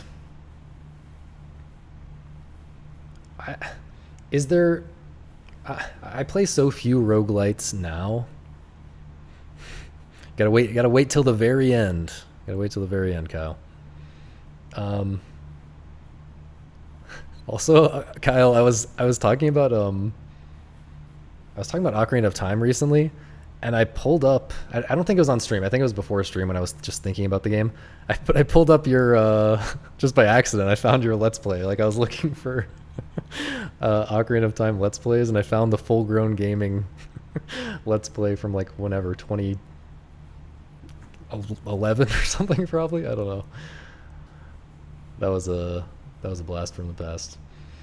But like also let me just say that is not a Let's Play. It's not a Let's Play if you're like, I guess maybe it is. But you were like, you know, you already knew everything in the game at that point, right? You're like talking through, you're like telling people everything about the game and just going straight to the right spot at all times. So I'll just say it's not what I was looking for my purposes. I was trying to find someone playing the game for the first time. But sorry, not trying to criticize your content from 15 years ago, man. He means meta progression with roguelite. Well, yeah, I mean, that's, to me, meta progression is the distinction between roguelike and roguelite, the way that most people use it nowadays. I know that some people want to say like, oh, roguelite is anything that's not, literally rogue, turn-based dungeon crawler thing. And some people, I don't know. People say different things, but to me, the distinction between like and light is the meta progression. Like it is lightening up on the punishment. And I think roguelite, again, this is thinking about this as a trend is kind of weird, because it was a trend like 10 years ago, maybe. It felt like it was more of a trend like 10 years ago, and now it's just the established paradigm for mainstream games that are like replayable. And in the arcade era, there was a certain paradigm for replayable games, and in the modern era, that is now roguelite instead.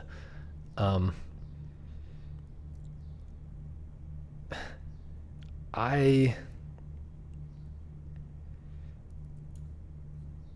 actually like roguelite in theory more. I've talked a lot recently about how I have serious problems with the like waiting room thing in arcade games, and also I don't think I've talked about this on stream, but I've talked about it elsewhere before.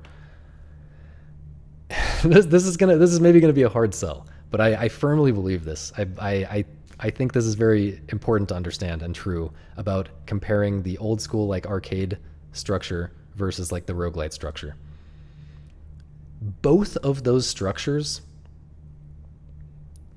let you win if you put in enough time. People act like roguelite is this impure, baby mode thing where the game is getting easier and easier to eventually let you win, right? It gets easier and easier until it's down to your level. Oh, you precious little baby, can you beat the game now? People act like roguelite is like that, and arcade is this pure, uncompromised design, pure difficulty, whatever. But usually they're talking about like shmups and beat 'em ups, right? And those games also get easier when you play them more, even if your fundamental skills do not improve. Okay? And the way in which they get easier is that you memorize stuff because they have static level design. And this is a completely separate reason to the other, there are other reasons I've ranted against the static level design in replayable games in the past.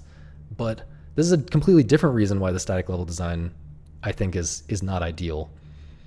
Because it's a way in which the game gets easier over time without your consent, right? Because you're memorizing stuff. Like if you like the initial difficulty when you first tried the game, and you would prefer to just build the fundamental skills to overcome that initial difficulty, you can't keep that because you can't help but remember, oh yeah, this thing's about to spawn over here. Like you can't help but memorize little things as you do more attempts. And so that the difficulty is lowering down is coming down to match your skill level over time as you do more attempts at an arcade shmup or whatever.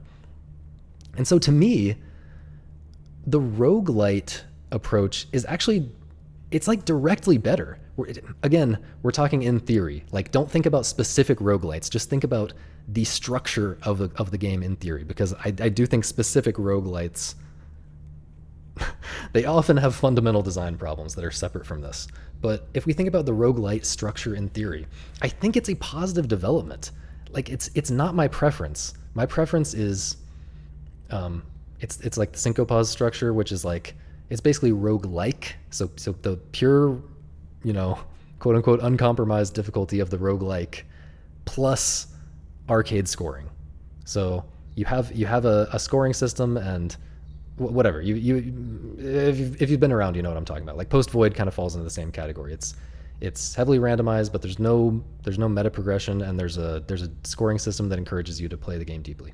That is my preference, but that is never going to appeal to the masses, right? It's maybe that's not quite true, but at least in the current state of the industry, in the current state of people's taste in games, what I like is never going to appeal to the masses. Whereas, you know, the roguelite thing obviously does work. The meta progression works for people. It keeps people hooked. And I think the way that it keeps people hooked is a little bit gross. Like, I don't like the feeling of, you know, when you're attached to the progression in a game and you don't actually like the game that much, but like you feel like you want to continue to see what you unlock or whatever. I don't love that. But personally, I'm over that at this point. Like, I became immune to that to that feeling. I think I made myself immune to that by playing World of Warcraft for like a disgusting amount of time when I was a teenager. And so now that just doesn't really bother me. I can drop a game I can drop a game in a heartbeat if I'm not actually enjoying the fundamentals of it, you know. And so roguelite doesn't bother me. I think it's actually an improvement in, at least at the structural level. I think it's an improvement over what we had before. Now, the people who actually make roguelites seem to not have great like game design fundamentals.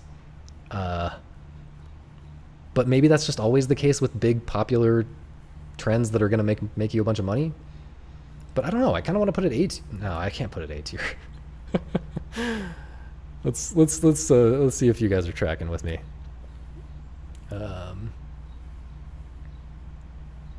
It's the morally correct way to make an arcade game nowadays. I don't know if I'd go that far, but arcade games are bad. Embrace roguelikes. Okay, I wouldn't go that far either. Okay, but I'm glad you guys are at least somewhat seeing my perspective.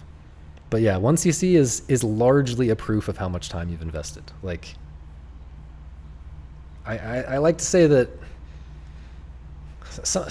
a quip that I said, actually I don't know if I ever said this. This is something I was thinking though. When people were like complaining about Angel Game, you know, arcade heads were complaining about, you know, people who love, you know, Dodonpachi and stuff like that were complaining about Angel Game being too heavy on the RNG. What I think when people say that is Angel Game is like 90% skill, 10% RNG. If you think about like what is your PB, you know, if I compare my PB to Don's PB or to someone else's, you know, we compare best scores in the game. I'm not talking about like one specific run, because obviously in Angel Game, in one specific run, you can get crazy unlucky or get crazy lucky and get something that's not representative at all. But the way that you play that game is you're playing it over and over again. You're doing hundreds of attempts. So when you take your best score after hundreds of attempts and you compare it to someone else, it's the difference there is mostly, it's like 90% representing a difference in skill, I think. And like maybe 10% representing a difference in luck. Whereas in Dodonpachi, for example, I think it's 90% representing a difference in labor. Okay? So there's labor, skill, and luck. And maybe we can come up with an L for skill. An L word for skill. Anyway, 90% labor and like 10% skill, right? And I take the Angel Game version any day. Like especially because I think the Dodonpachi thing comes with downsides, right? Like, well, I don't know. Labor is a downside in itself. Like, I don't want to be just like grinding in a game. And, you know, some people obviously, this is all dependent on my personal taste. Like, I just don't want to sit down and grind out like input timings with no strategy and no like, you know, reactive dodging, nothing dynamic going on, like just grinding out a route. That's just not good gameplay to me. If you disagree, if you think that's great gameplay, then it will not feel like labor to you, obviously. But hopefully you get my point that like people act like arcade games are people act like something like Dodonpachi is more skill based than something like Angel Game, and I think it's the exact opposite. Yeah, and Angel dances in the sparks of a bonfire. Yeah.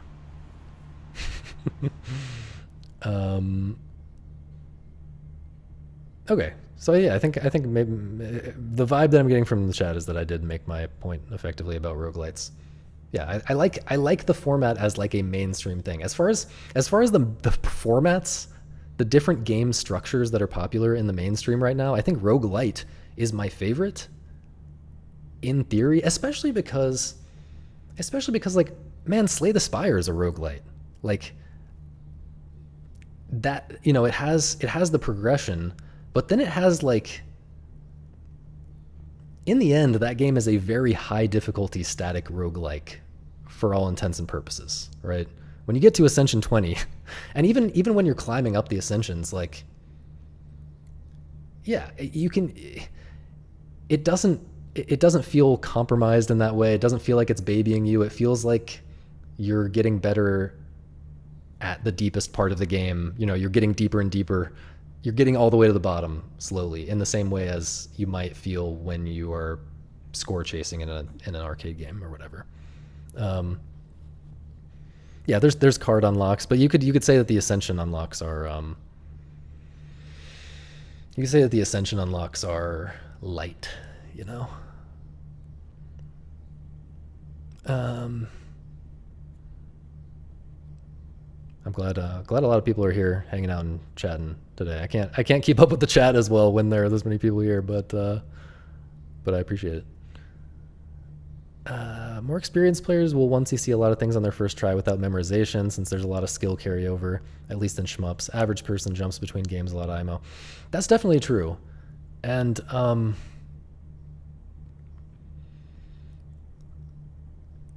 yeah.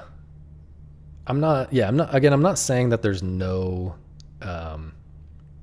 skill component for sure. But yeah.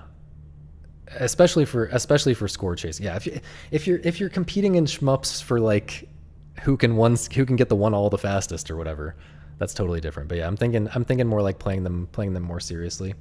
But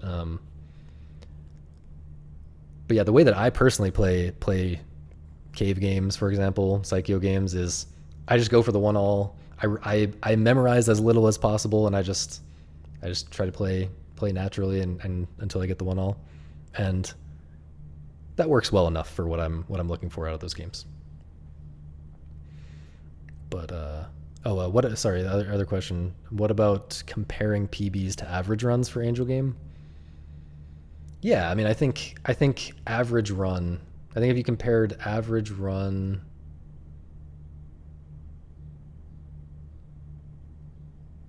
Yeah. I mean, I think you take two Dodonpachi players, you have them do 10 runs, and then you compare 50 runs even. Do 50 runs and compare the average score between them from those 50 runs. The difference there is much more representative of who has put the most hours into grinding the game. Unless they're just both really early on, right? If they're both really early on in the game, they both haven't played it that much, haven't gotten to like the 2-all level or gotten to the scoring level. But you know, if they're both relatively deep into it, it's mostly representative of who's put more time in. I feel like put more work in. Whereas Angel Game, I feel like, is more representative of, yeah, I don't know, maybe the 90%, 10% is a little bit of an exaggeration, but you get my point. I think the Angel Game average score of like 50 runs is totally representative of skill.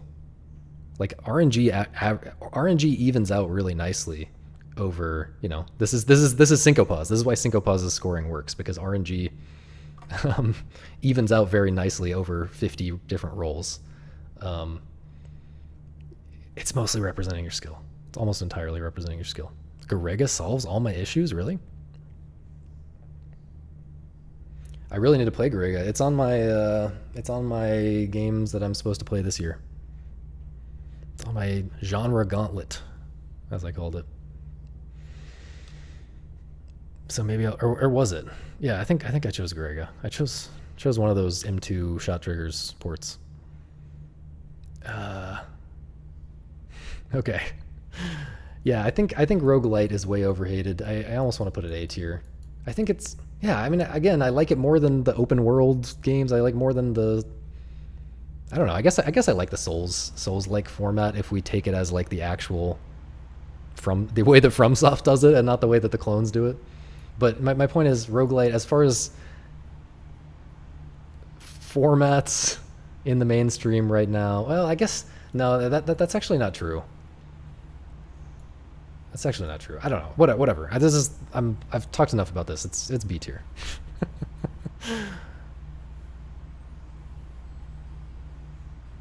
People forget how much higher the quality of the average notable roguelike was before the trend blew up. I blame Hades.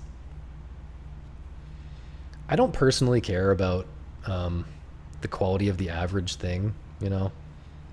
Like I've been saying so much recently, I am super happy with the state of video games right now, even though the average video game is worse than ever.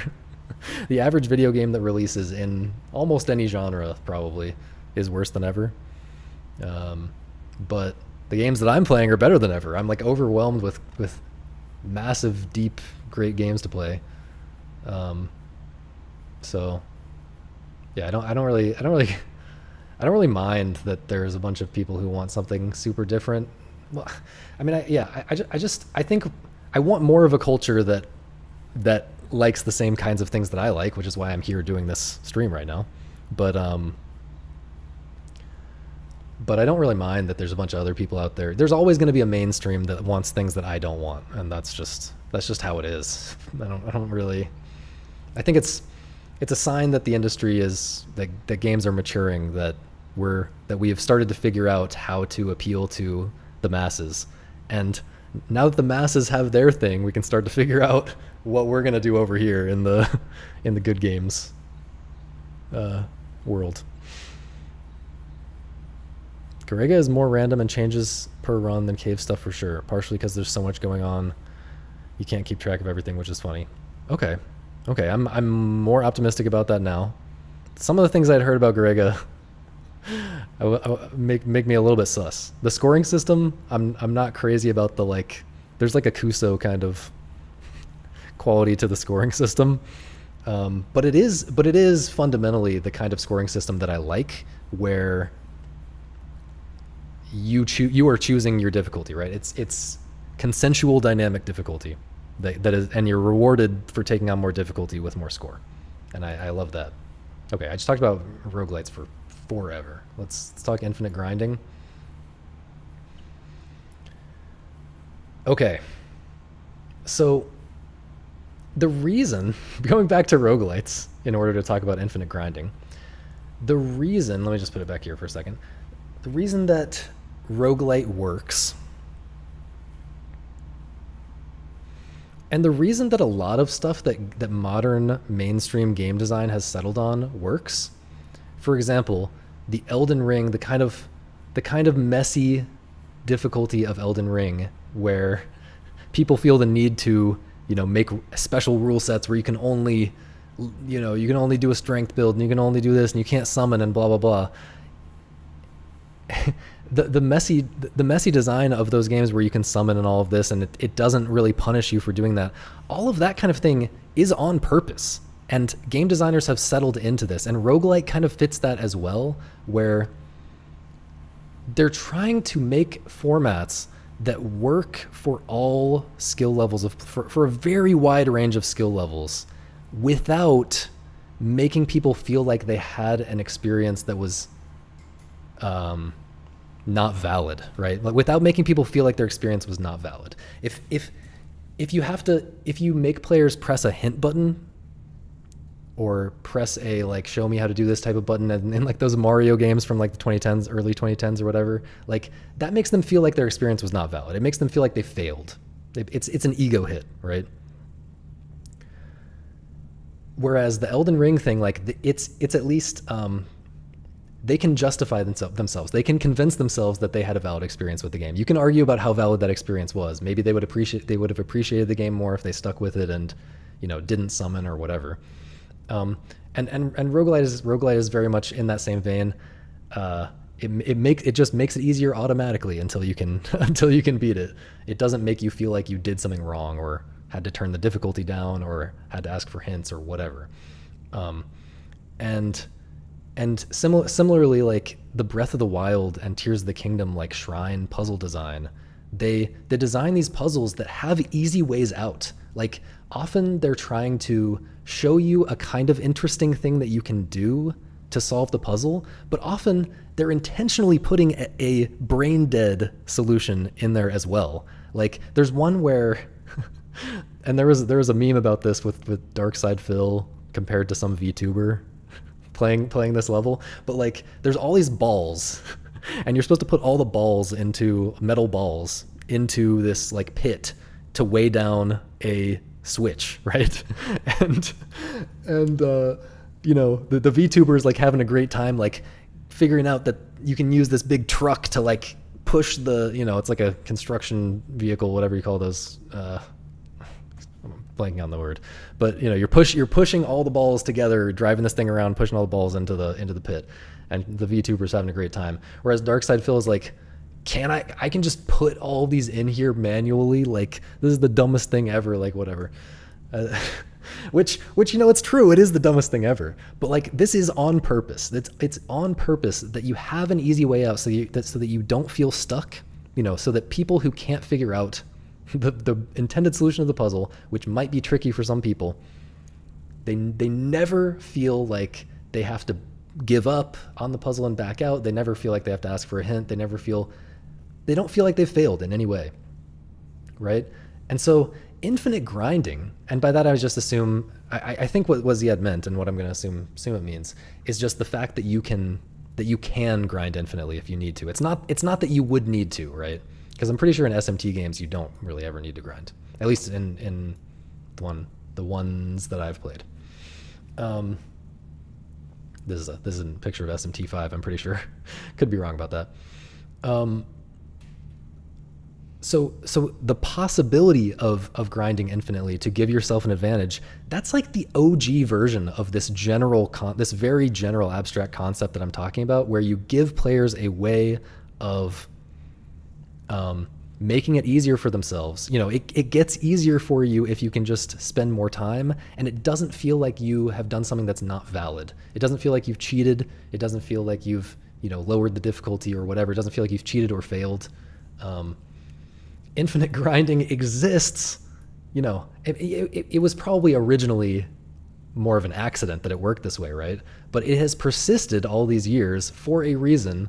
And it's like the rest of the game industry, all these other types of games, with the roguelite thing, with the Breath of the Wild shrine design that I was talking about, with the whatever else I was just talking about, the Elden Ring type of summons and stuff. All of that stuff has caught up, I think, to how RPGs have always worked. And even you can think about a lot of the way that a lot of RPGs are designed so that you don't have to use the items as well. And people intuitively feel that using items is kind of cheating, right? A lot of people feel like, oh, I can get by without the items, so I'm not gonna use them. But if you need to use the items, you can use the items, and it doesn't feel invalid, right? And yeah, for anyone who's actually trying to have a good experience with these games, certainly I can speak for myself, right? I'm never going to go out of my way to grind. I don't play a lot of JRPGs in general, but when I have played JRPGs, I've never felt like I needed to grind. Really. I'm trying to think of a single time when I did. And so yeah, I'm fine with it existing as a failsafe in the same way that I'm fine with FromSoft summons existing as a failsafe for players who would otherwise just be stuck and frustrated. Like, it just doesn't really bother me. It feels much like the roguelite thing, but not even as bad. Because yeah, the roguelite thing feels like it's just the game is getting easier much more quickly, whereas this feels like, I think the fact that experience gains change so increase. You know, you're getting more and more experience per hour played or per monster or whatever later in the game. You know, later in the game you're getting a lot more experience than you are earlier in the game, and it takes a lot more, you know, the level ups slow down quite a bit as the game goes on in most JRPGs. And so it tends to more or less even out where like you feel like you're always around the right level. You might not be exactly the intended level for whatever you're trying to do, but you're always around the right level, right? It's also just not a very gameplay. If I'm playing a JRPG, I'm not like in love with the strategy and tactics of it, right? I'm like in it for the vibes mostly, and like to play a comfy low brain power game. So that's another reason. But yeah, for multiple reasons, it doesn't feel as bad as the roguelite thing. But I'm just gonna put it in the same tier as the roguelite thing. I think it makes sense as a thing in mainstream games. I think if you're making a game that's specifically supposed to be to my tastes, you would not put in a level system at all, probably, and it wouldn't be a roguelite either.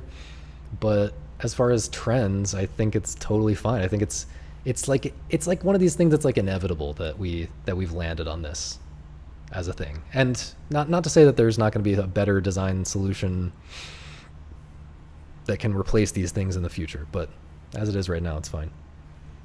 To me, it doesn't bother me at all, and I see why it exists. And it's interesting. It's interesting that it exists for that reason. How's it going, Stellar? How's it going, Tempest?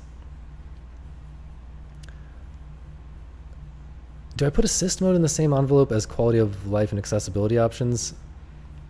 Yeah. Well, no, not really. I was really thinking about it specifically as assist mode. But yeah, if you want to see, you can go back to the last stream if you want to see, because that's exactly what I said about assist mode. Is 4K plus and Syncopause grinding? I didn't do any grinding really to get 5K in Syncopause. I talked about this in my Syncopause video series. I think in the first episode, actually. I think it's like the first thing I talked about. But if I were to go for like 5.5K or 6K, it would start to be somewhat grindy. And that's why I stopped at 5K. Also because it's just obviously a great spot to stop for that game.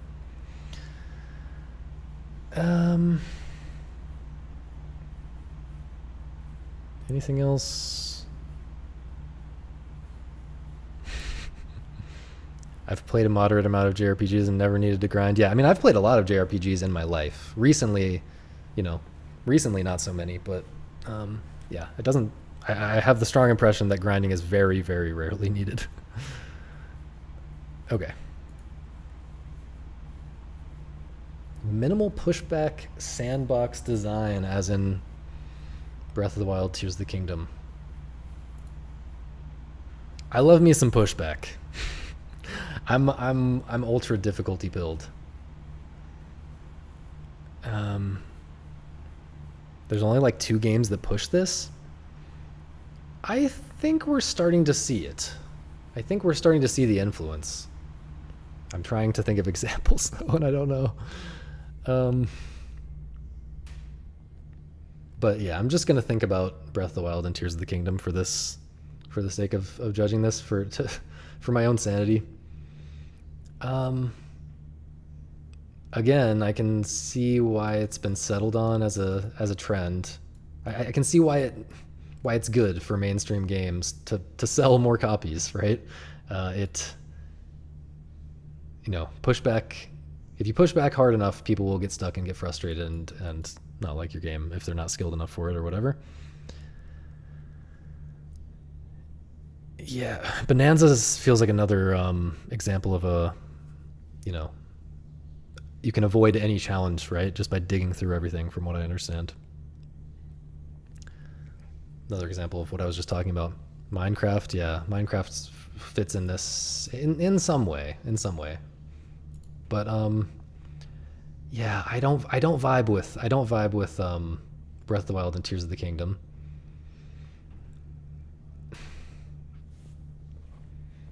I just always wonder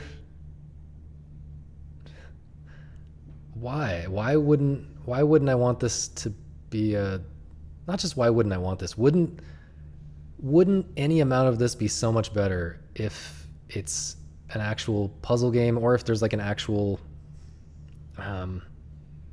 Syncopause style like run built with these mechanics where I actually am rewarded. Obviously this is so much harder to make and make good, but not that Breath of the Wild wasn't hard to make.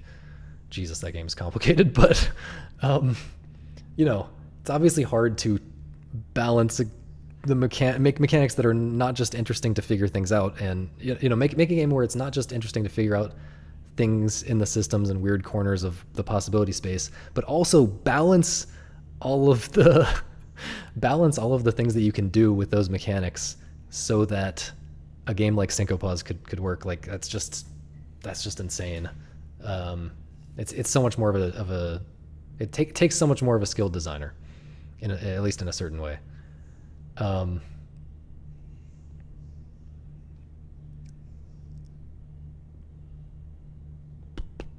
I don't know what more to say about this. Like when I play Breath of the Wild and Tears of the Kingdom, it's like I could be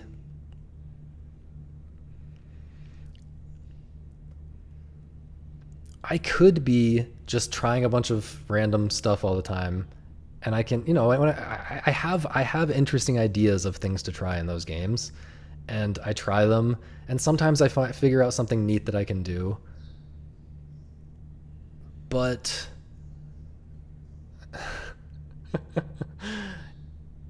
I always prefer a puzzle game or a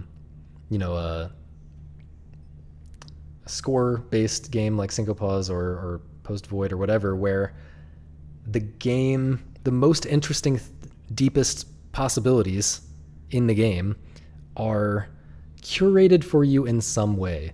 And like in a puzzle game, it's obviously directly curated, like very clearly and simply like curating for you every single little interesting thing in an almost bite-sized way.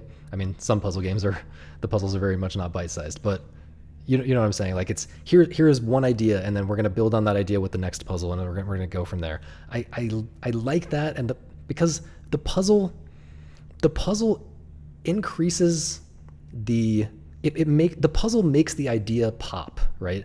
The thing that you are figuring out from the puzzle would not be as surprising, interesting, delightful if you just figured it out in a sandbox. If you had figured it out in a sandbox without the puzzle there, right? Because the puzzle is crafted to show you the problem first. It's to show you can't do this particular thing without figuring out this trick, right? And also just the path to discovering that is designed to be as interesting as possible, which is, whereas when you discover something in a sandbox, it's more, it often feels like you stumbled on it, and there's not as interesting of an experience in your head of how you get there, right? Part of the art of a puzzle game is how you get there, and the designer just has no control over how you get there in a sandbox game, right? So there's just more good stuff happening when in a puzzle game with a bunch of interesting mechanics to discover than in a sandbox game with just as many interesting mechanics to discover. Yeah, and then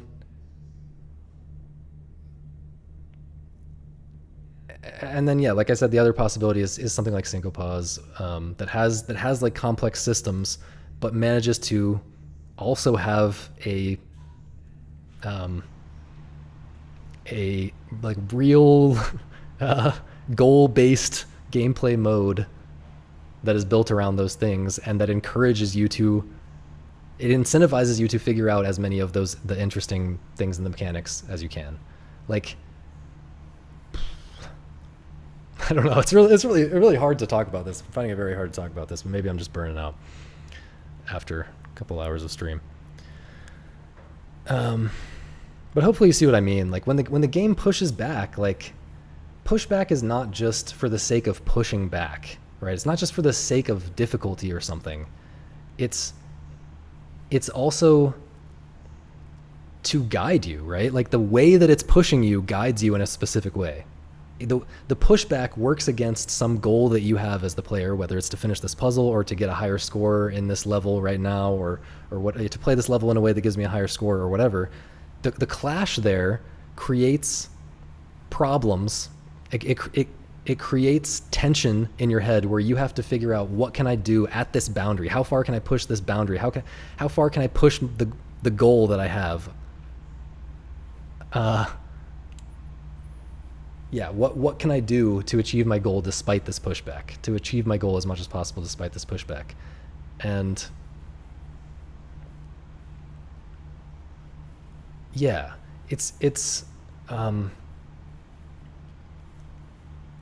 recently I linked this baby steps design talk. You should definitely watch it. GDC baby steps, Gabe. Curating the world of baby steps. Yeah, I think this is like required reading if you care about game design or understanding gameplay at all. And one of the core concepts of this talk, if I can find it, is this. Okay. I can't really make this big, can I? Not in any clear way, but actually, yeah, I can do this. Sorry, I'm stupid. So, one of the core concepts of this talk is that a lot of mainstream games, well, most level designed games, in general, they design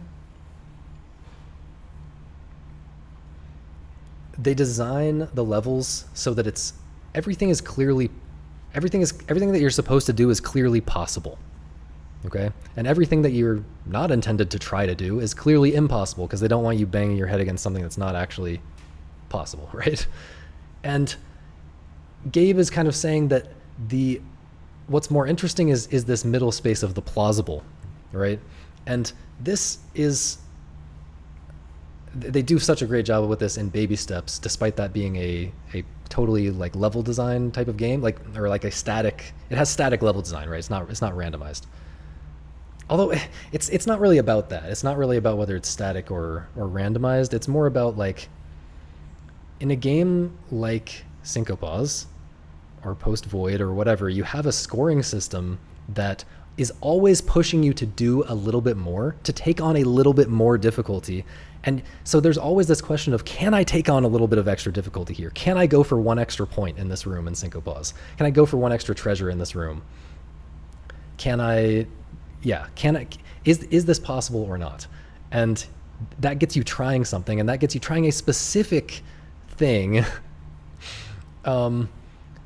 Whereas, and even in like a puzzle game, I'm talking about puzzle games as well, compared to like minimal pushback sandbox games. I'm talking about puzzle games often are framed in a way where it seems like the puzzle is impossible, but you know that it must be possible because this is a puzzle that they put in the game. And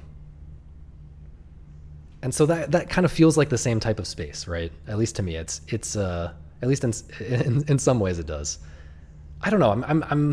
I feel like I'm not.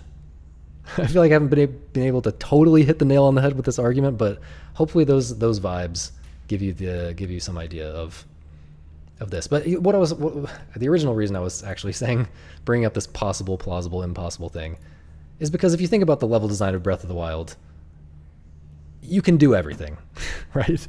You can do everything. And it's specific, plausible, but very difficult looking challenges that get you to, in games in general, that get you motivated to learn new things and try new things with your toolkit and things like that. And someone asked about immersive sims. To me, immersive sims are not quite as bad, but kind of the same problem as Breath of the Wild, where you have all these options, but everything is just still too easy to do.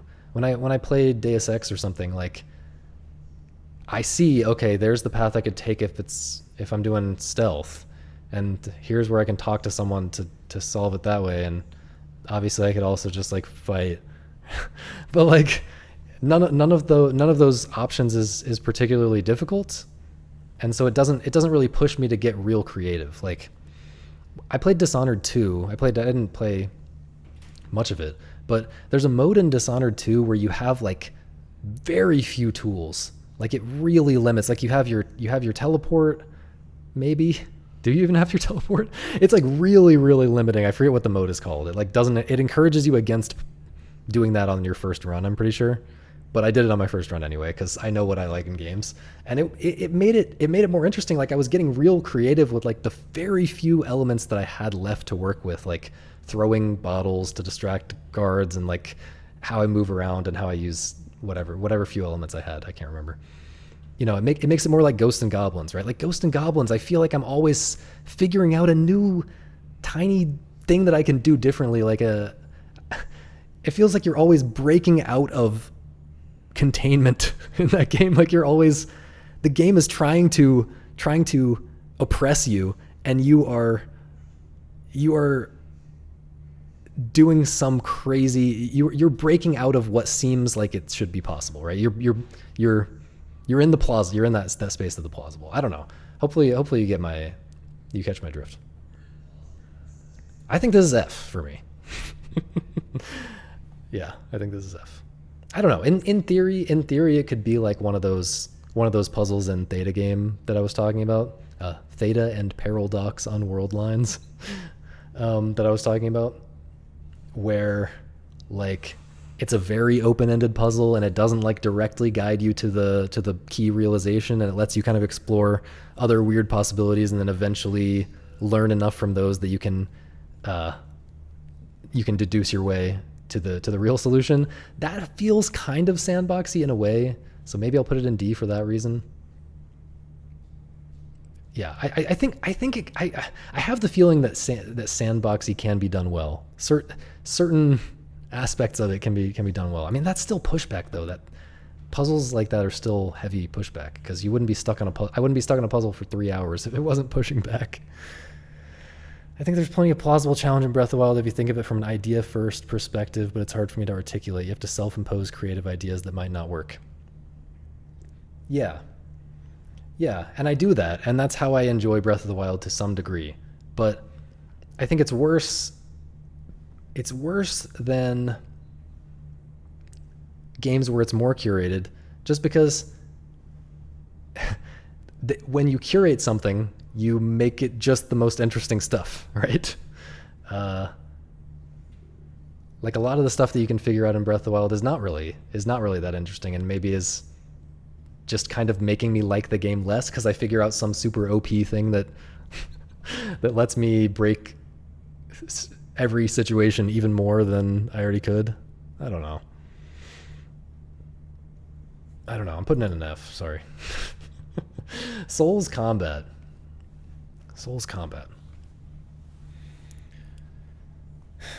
I feel like I just need to take a break for a second. Some water.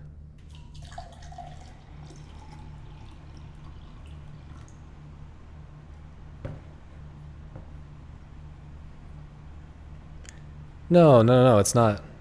It's not analogous. Okay, if I were talking about it in a certain way, it would be analogous. But the way that I'm talking about it is the way, like, now that I know about this OP thing, the game is uglier to me than it was before. Okay? Whereas in a game like Syncopause, even if there is some degenerate, or even if there's some strategy that I could theoretically apply in a wide variety of situations, the game, the systems, the rules have been curated in such a way that is not that doesn't break the game. That, you know, because he cared about balancing it and rewarding you for doing good things and doing interesting things, he made the game so that the OP stuff,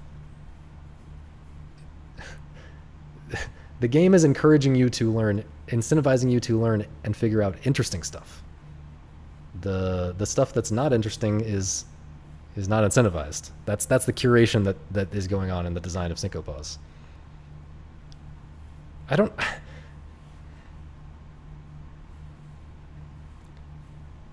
I'm saying two different things here, but it's a curation angle and it's a the game is uglier angle. Like,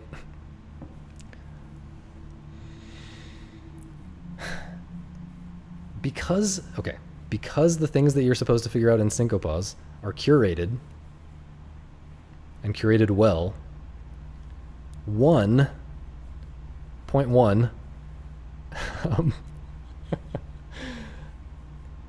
you are much less often spending a lot of time trying to figure out something, and then when you do figure it out, it's like,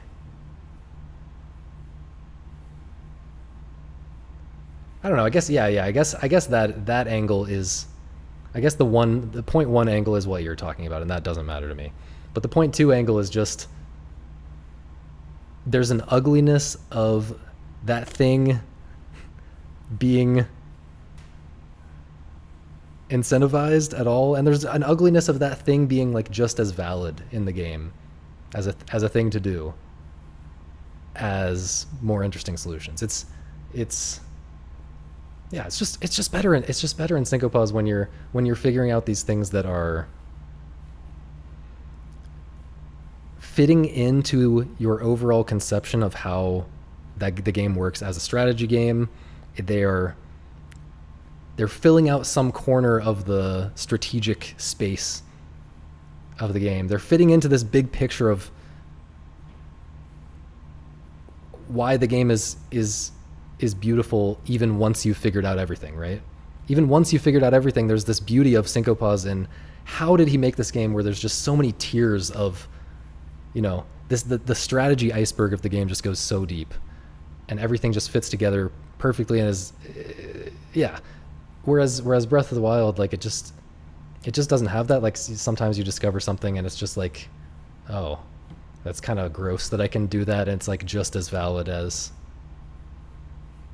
whatever. Like the process of discovering it can be just as interesting. But yeah, really struggling to talk at this point.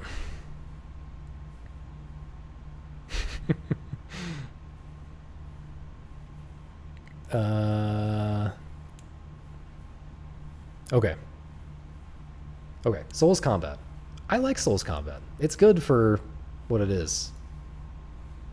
And I feel like, again, this is one of those things where what we had before was worse, probably. Like I was talking about with like roguelites. I think what we had before was worse, at least for the mainstream. I don't know. I guess there's always been like Monster Hunter, which is very like spacing heavy and wasn't so much about like lock-ons and blocking and parries and stuff.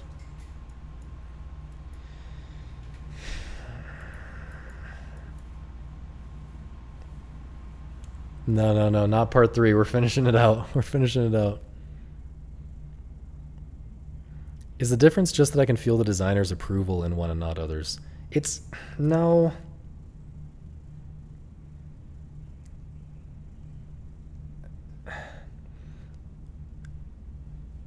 It's about the fact that in Breath of the Wild, everything, when you figure out some big strategy for how to do something, it's like equally valid as any other strategy in a way, because you can do everything in any way almost. There's like so many ways to do things, and it doesn't really fit into a nice picture of what it means to be good at Breath of the Wild generally. Okay? It doesn't, when you think about not just, so figuring things out, figuring out how to do things, exploring the possibility space and figuring out new tricks in Breath of the Wild can be just as fun in a way. If you think about it right, it can be just as fun as, a really good strategy game. But it's not contributing to anything. Those things that you're figuring out are not contributing to this second phase of the game, or this second thing where now you have figured out all these things. How does that fit into a picture of what it means to be good at this game, right? In a great strategy game, there is this very complex thing that lives in your head. And all those things that you figured out contributed little blocks to this huge tower of strategy understanding that you now have of the game. And those pieces fit together really intricately so that, you know, there's not one dominant strategy for any particular situation, like in Syncopause at least, and which to me is the best strategy game ever made by far.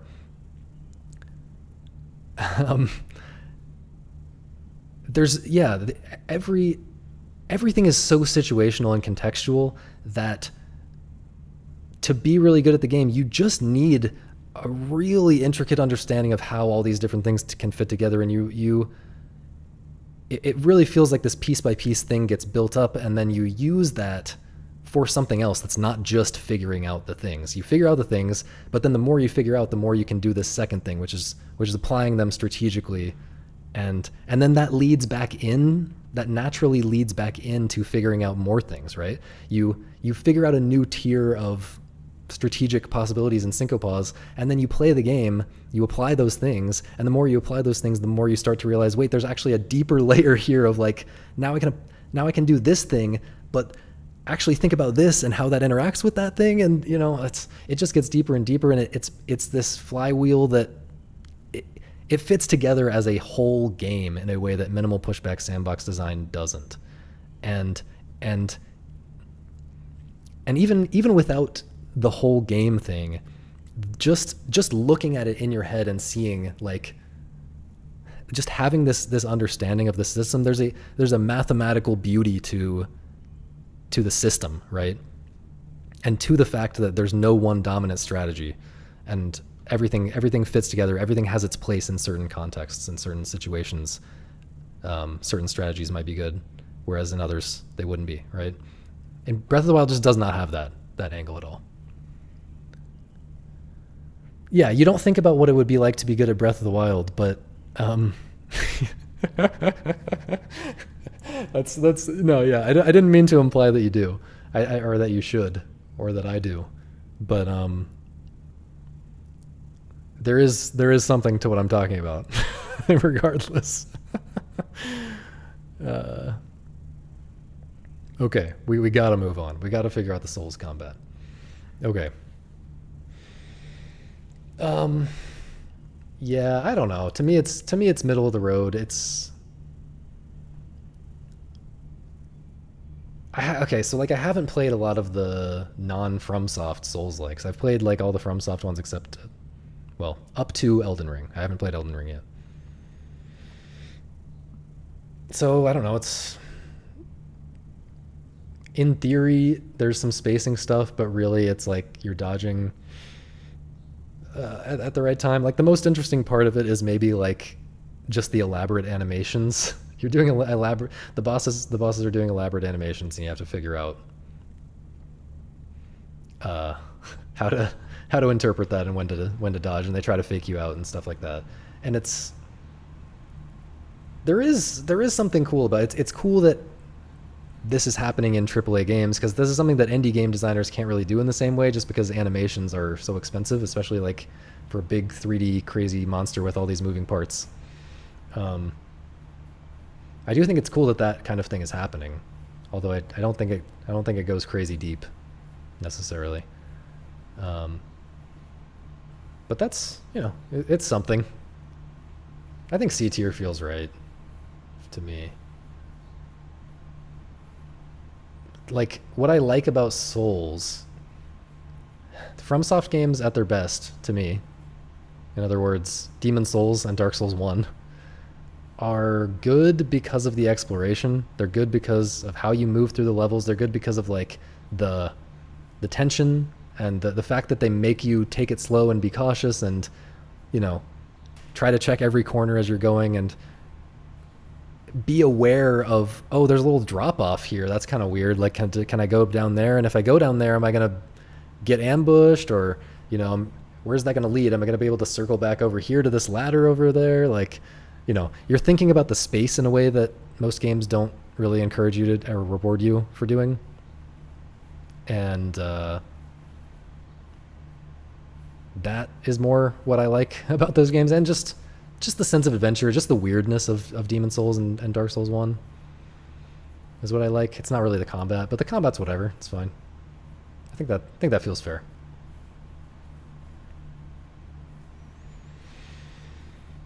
Yeah, I mean, again,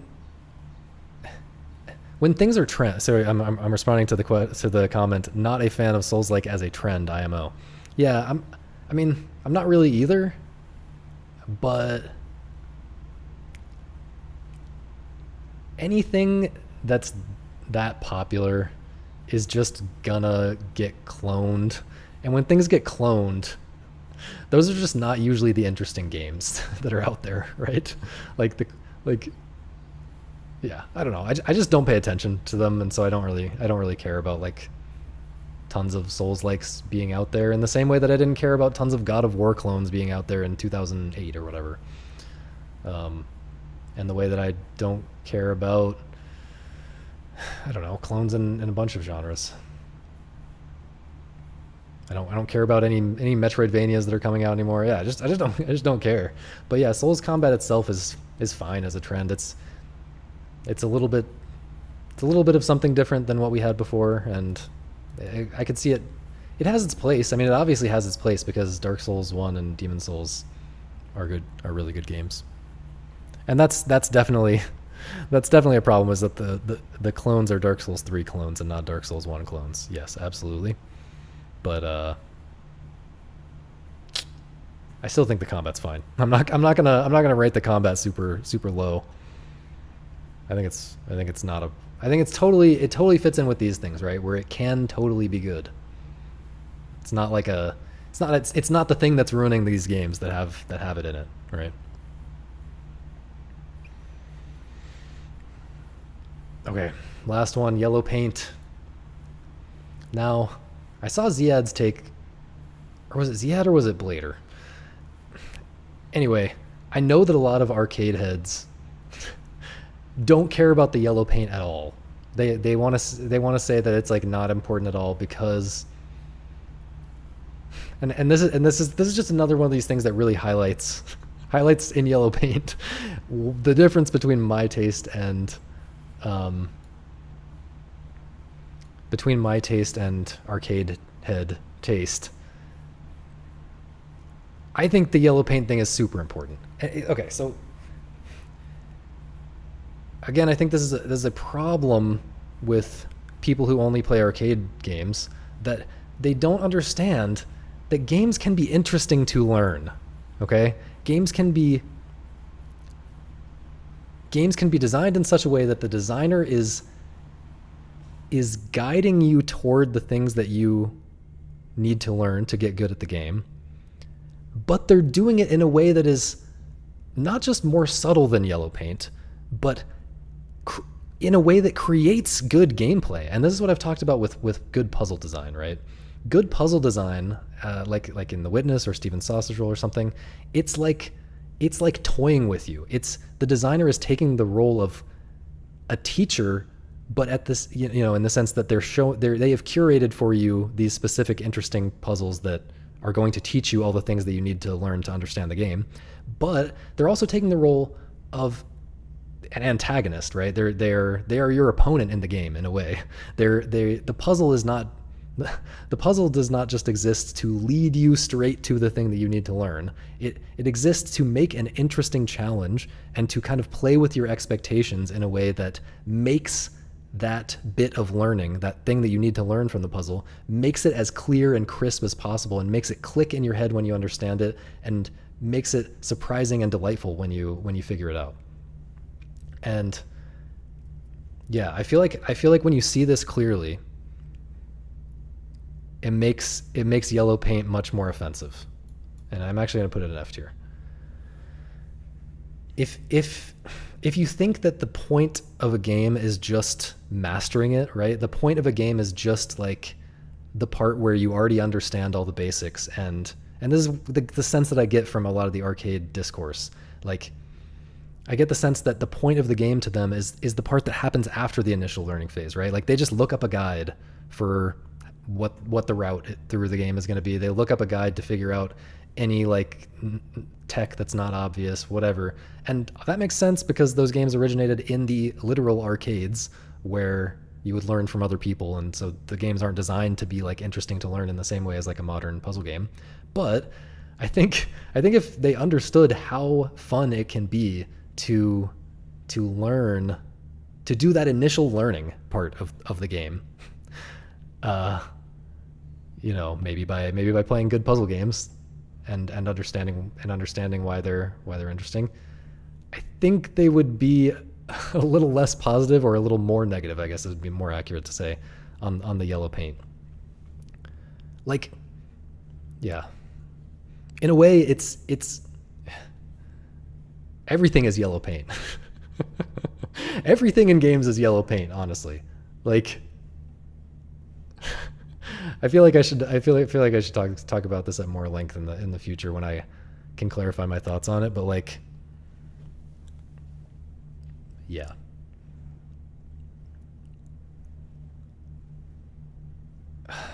I think I've really said all there is to say about it. Like, the learning stage of a game can be extremely fun, and this is why I've talked about it in the past. Like, I do think a lot of games would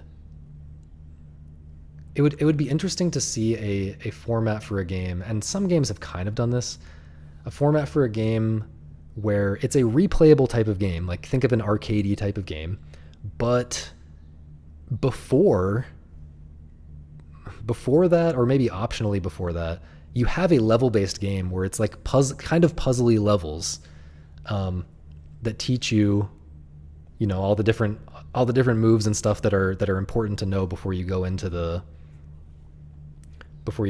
arcade mode and have a good time.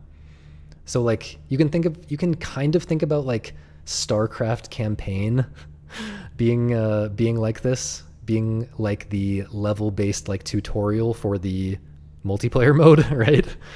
Or you can think of, I think Catherine is kind of like this. Like, the story mode levels are kind of a tutorial for the Babel mode.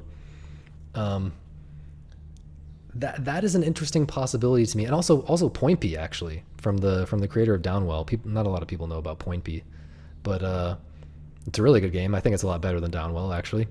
Unfortunately, it's a Netflix exclusive that has now been taken down. Shout out Netflix. But maybe he'll make it available. He said he's going to make it available at some point again in the future. Anyway, Point B has levels that you play the arcade mode first, but then you unlock like kind of puzzly levels that make sure that you understand certain possibilities in a very like clear, crisp way. Yeah, I think those kind of hybrid formats are underrated, or maybe people don't even think about them as a possibility, but like, I think those can be good for this kind of reason. Like, it can be very interesting to learn the mechanics. That very initial learning phase of a game can be very fun and interesting if you design in a very like curation kind of way, like puzzle games do. And when you do that, it frees you up to design the arcade mode part of the game not around teaching, right? You can then design the arcade mode part of the game with the other important priorities. You know, when you're, any time in game design, you can remove a concern. You can remove an entire category of concerns, like making sure that the mechanics are intuitive and easy to figure out and easy to learn. Like, anytime you can remove an entire category of concerns like that, it makes it easier to do everything else, right? There's one less dimension of design that you have to think about and optimize for. And so there's less constraints bearing on every other aspect of the design. So I think if you did something like that, it would actually free you up to make better decisions for the arcade mode as well.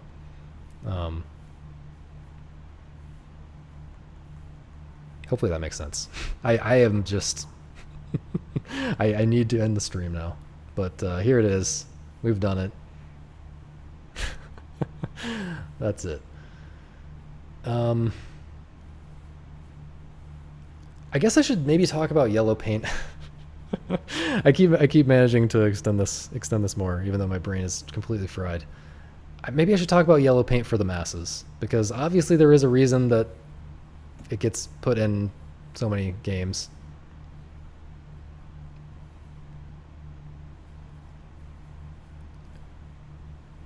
What do I think about yellow paint for the masses? I mean, it's just tacky, right?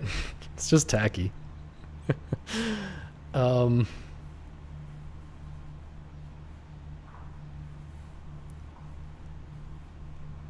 yeah, I do think more traditional 3D level design or more traditional level design that doesn't rely on the yellow paint. It's just an easy way out, right? Instead of making more subtle signals. So yeah, I think even if mainstream game designers are not doing this playful thing that puzzle games are doing, where there's a kind of back and forth and they're like manipulating you or trying to trick you in interesting ways and stuff like that, even if they're not doing that, I think the type of level design that yellow paint has replaced, where it's just a little more subtle and they're trying to subtly guide you, I think that is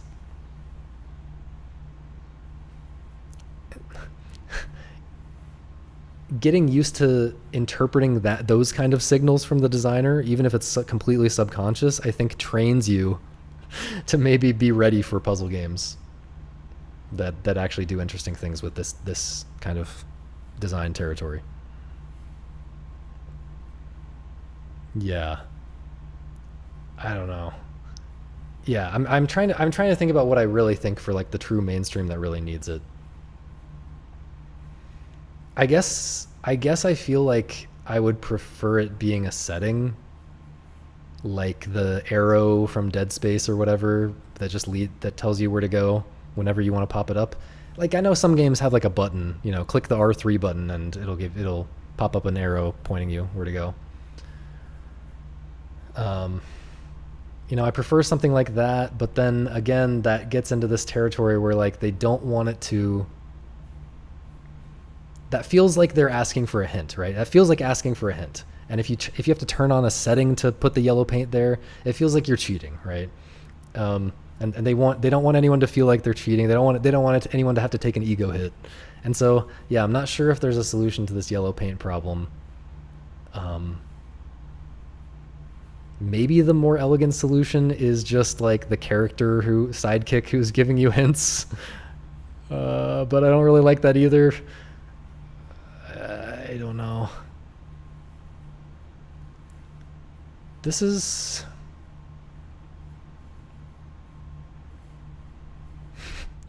You can imagine solutions. You can imagine solutions for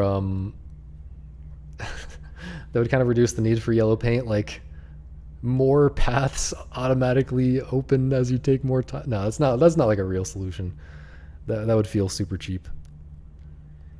Um, yeah, I don't have an idea for a better solution, but that's not going to make me bump it up to D. I'm sorry. It's just terrible. It's just so ugly. Okay. Am I going to tweet this because without context this looks absurd? I'm aware. I was aware as soon as I put cozy games in S tier that this was not really gonna go over well on Twitter. But I think I'm just curious how it goes over. Like, um, it's possible that it just looks so dumb that like no one cares. Like it's not even plausible, right? It's not even plausibly a serious take.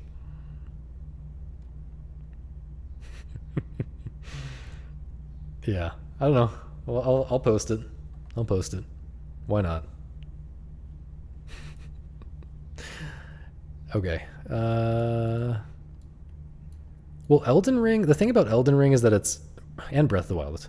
The thing about those games is that they're open world, right? And so there's a million directions that you can go at any given time. A linear game. In a linear game, if you're struggling to figure out which way to go, it's just much more frustrating. Yeah. So if anyone actually, if you think anyone on Twitter is going to click through and watch this, you are mistaken, my friend. But yeah, I'm happy with it. I think. Let me just look through it one more time and see if everything feels right. This maybe doesn't feel right.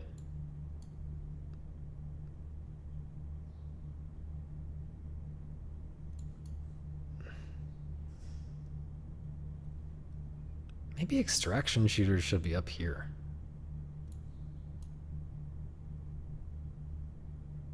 Are they a good influence? I don't know. It doesn't really feel very different from like battle royales to me in terms of like the parts that I like about them. This feels a little more right with genre blends moved down. Assist mode. Is there some defensive AAA wide linear skill tree slop? I don't think so. I mean, this feels like a little bit wrong just because I don't dislike boomer shooters, but like, I guess I should put this in like D. Because you might like try to make a boomer, you know, some people who are like inspired by boomer shooters as a trend, they might like, I don't know, I should rethink this. Like,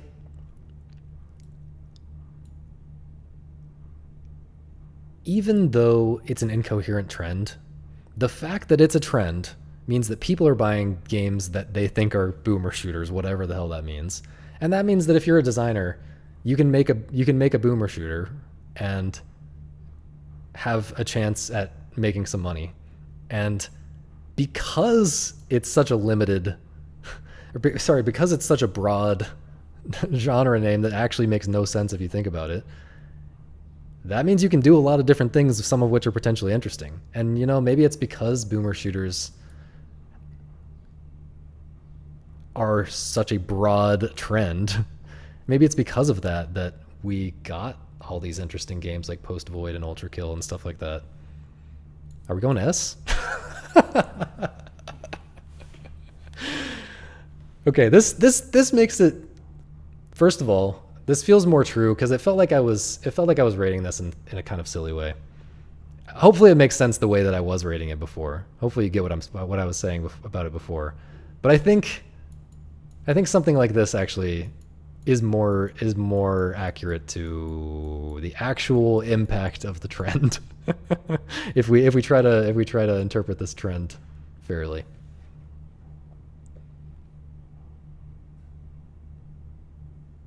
I don't know. I'll put it in A. Because I still don't like the name. This makes the list funnier. I think what I was about to say is I think it feels better to me, but also I think it makes it better as bait. It makes it a little bit more believable. It was, even though it was completely genuine from my perspective, I think it was not believable enough for a Twitter user, and now it's a little bit more believable. I think it's perfect. Wait, anything else from down here? Metroidvania I almost want to put D, but I'm gonna keep it there. Okay. It's good. It's perfect. It's flawless. Thank you guys for watching. Join the Discord. And see you guys next week. Bye-bye.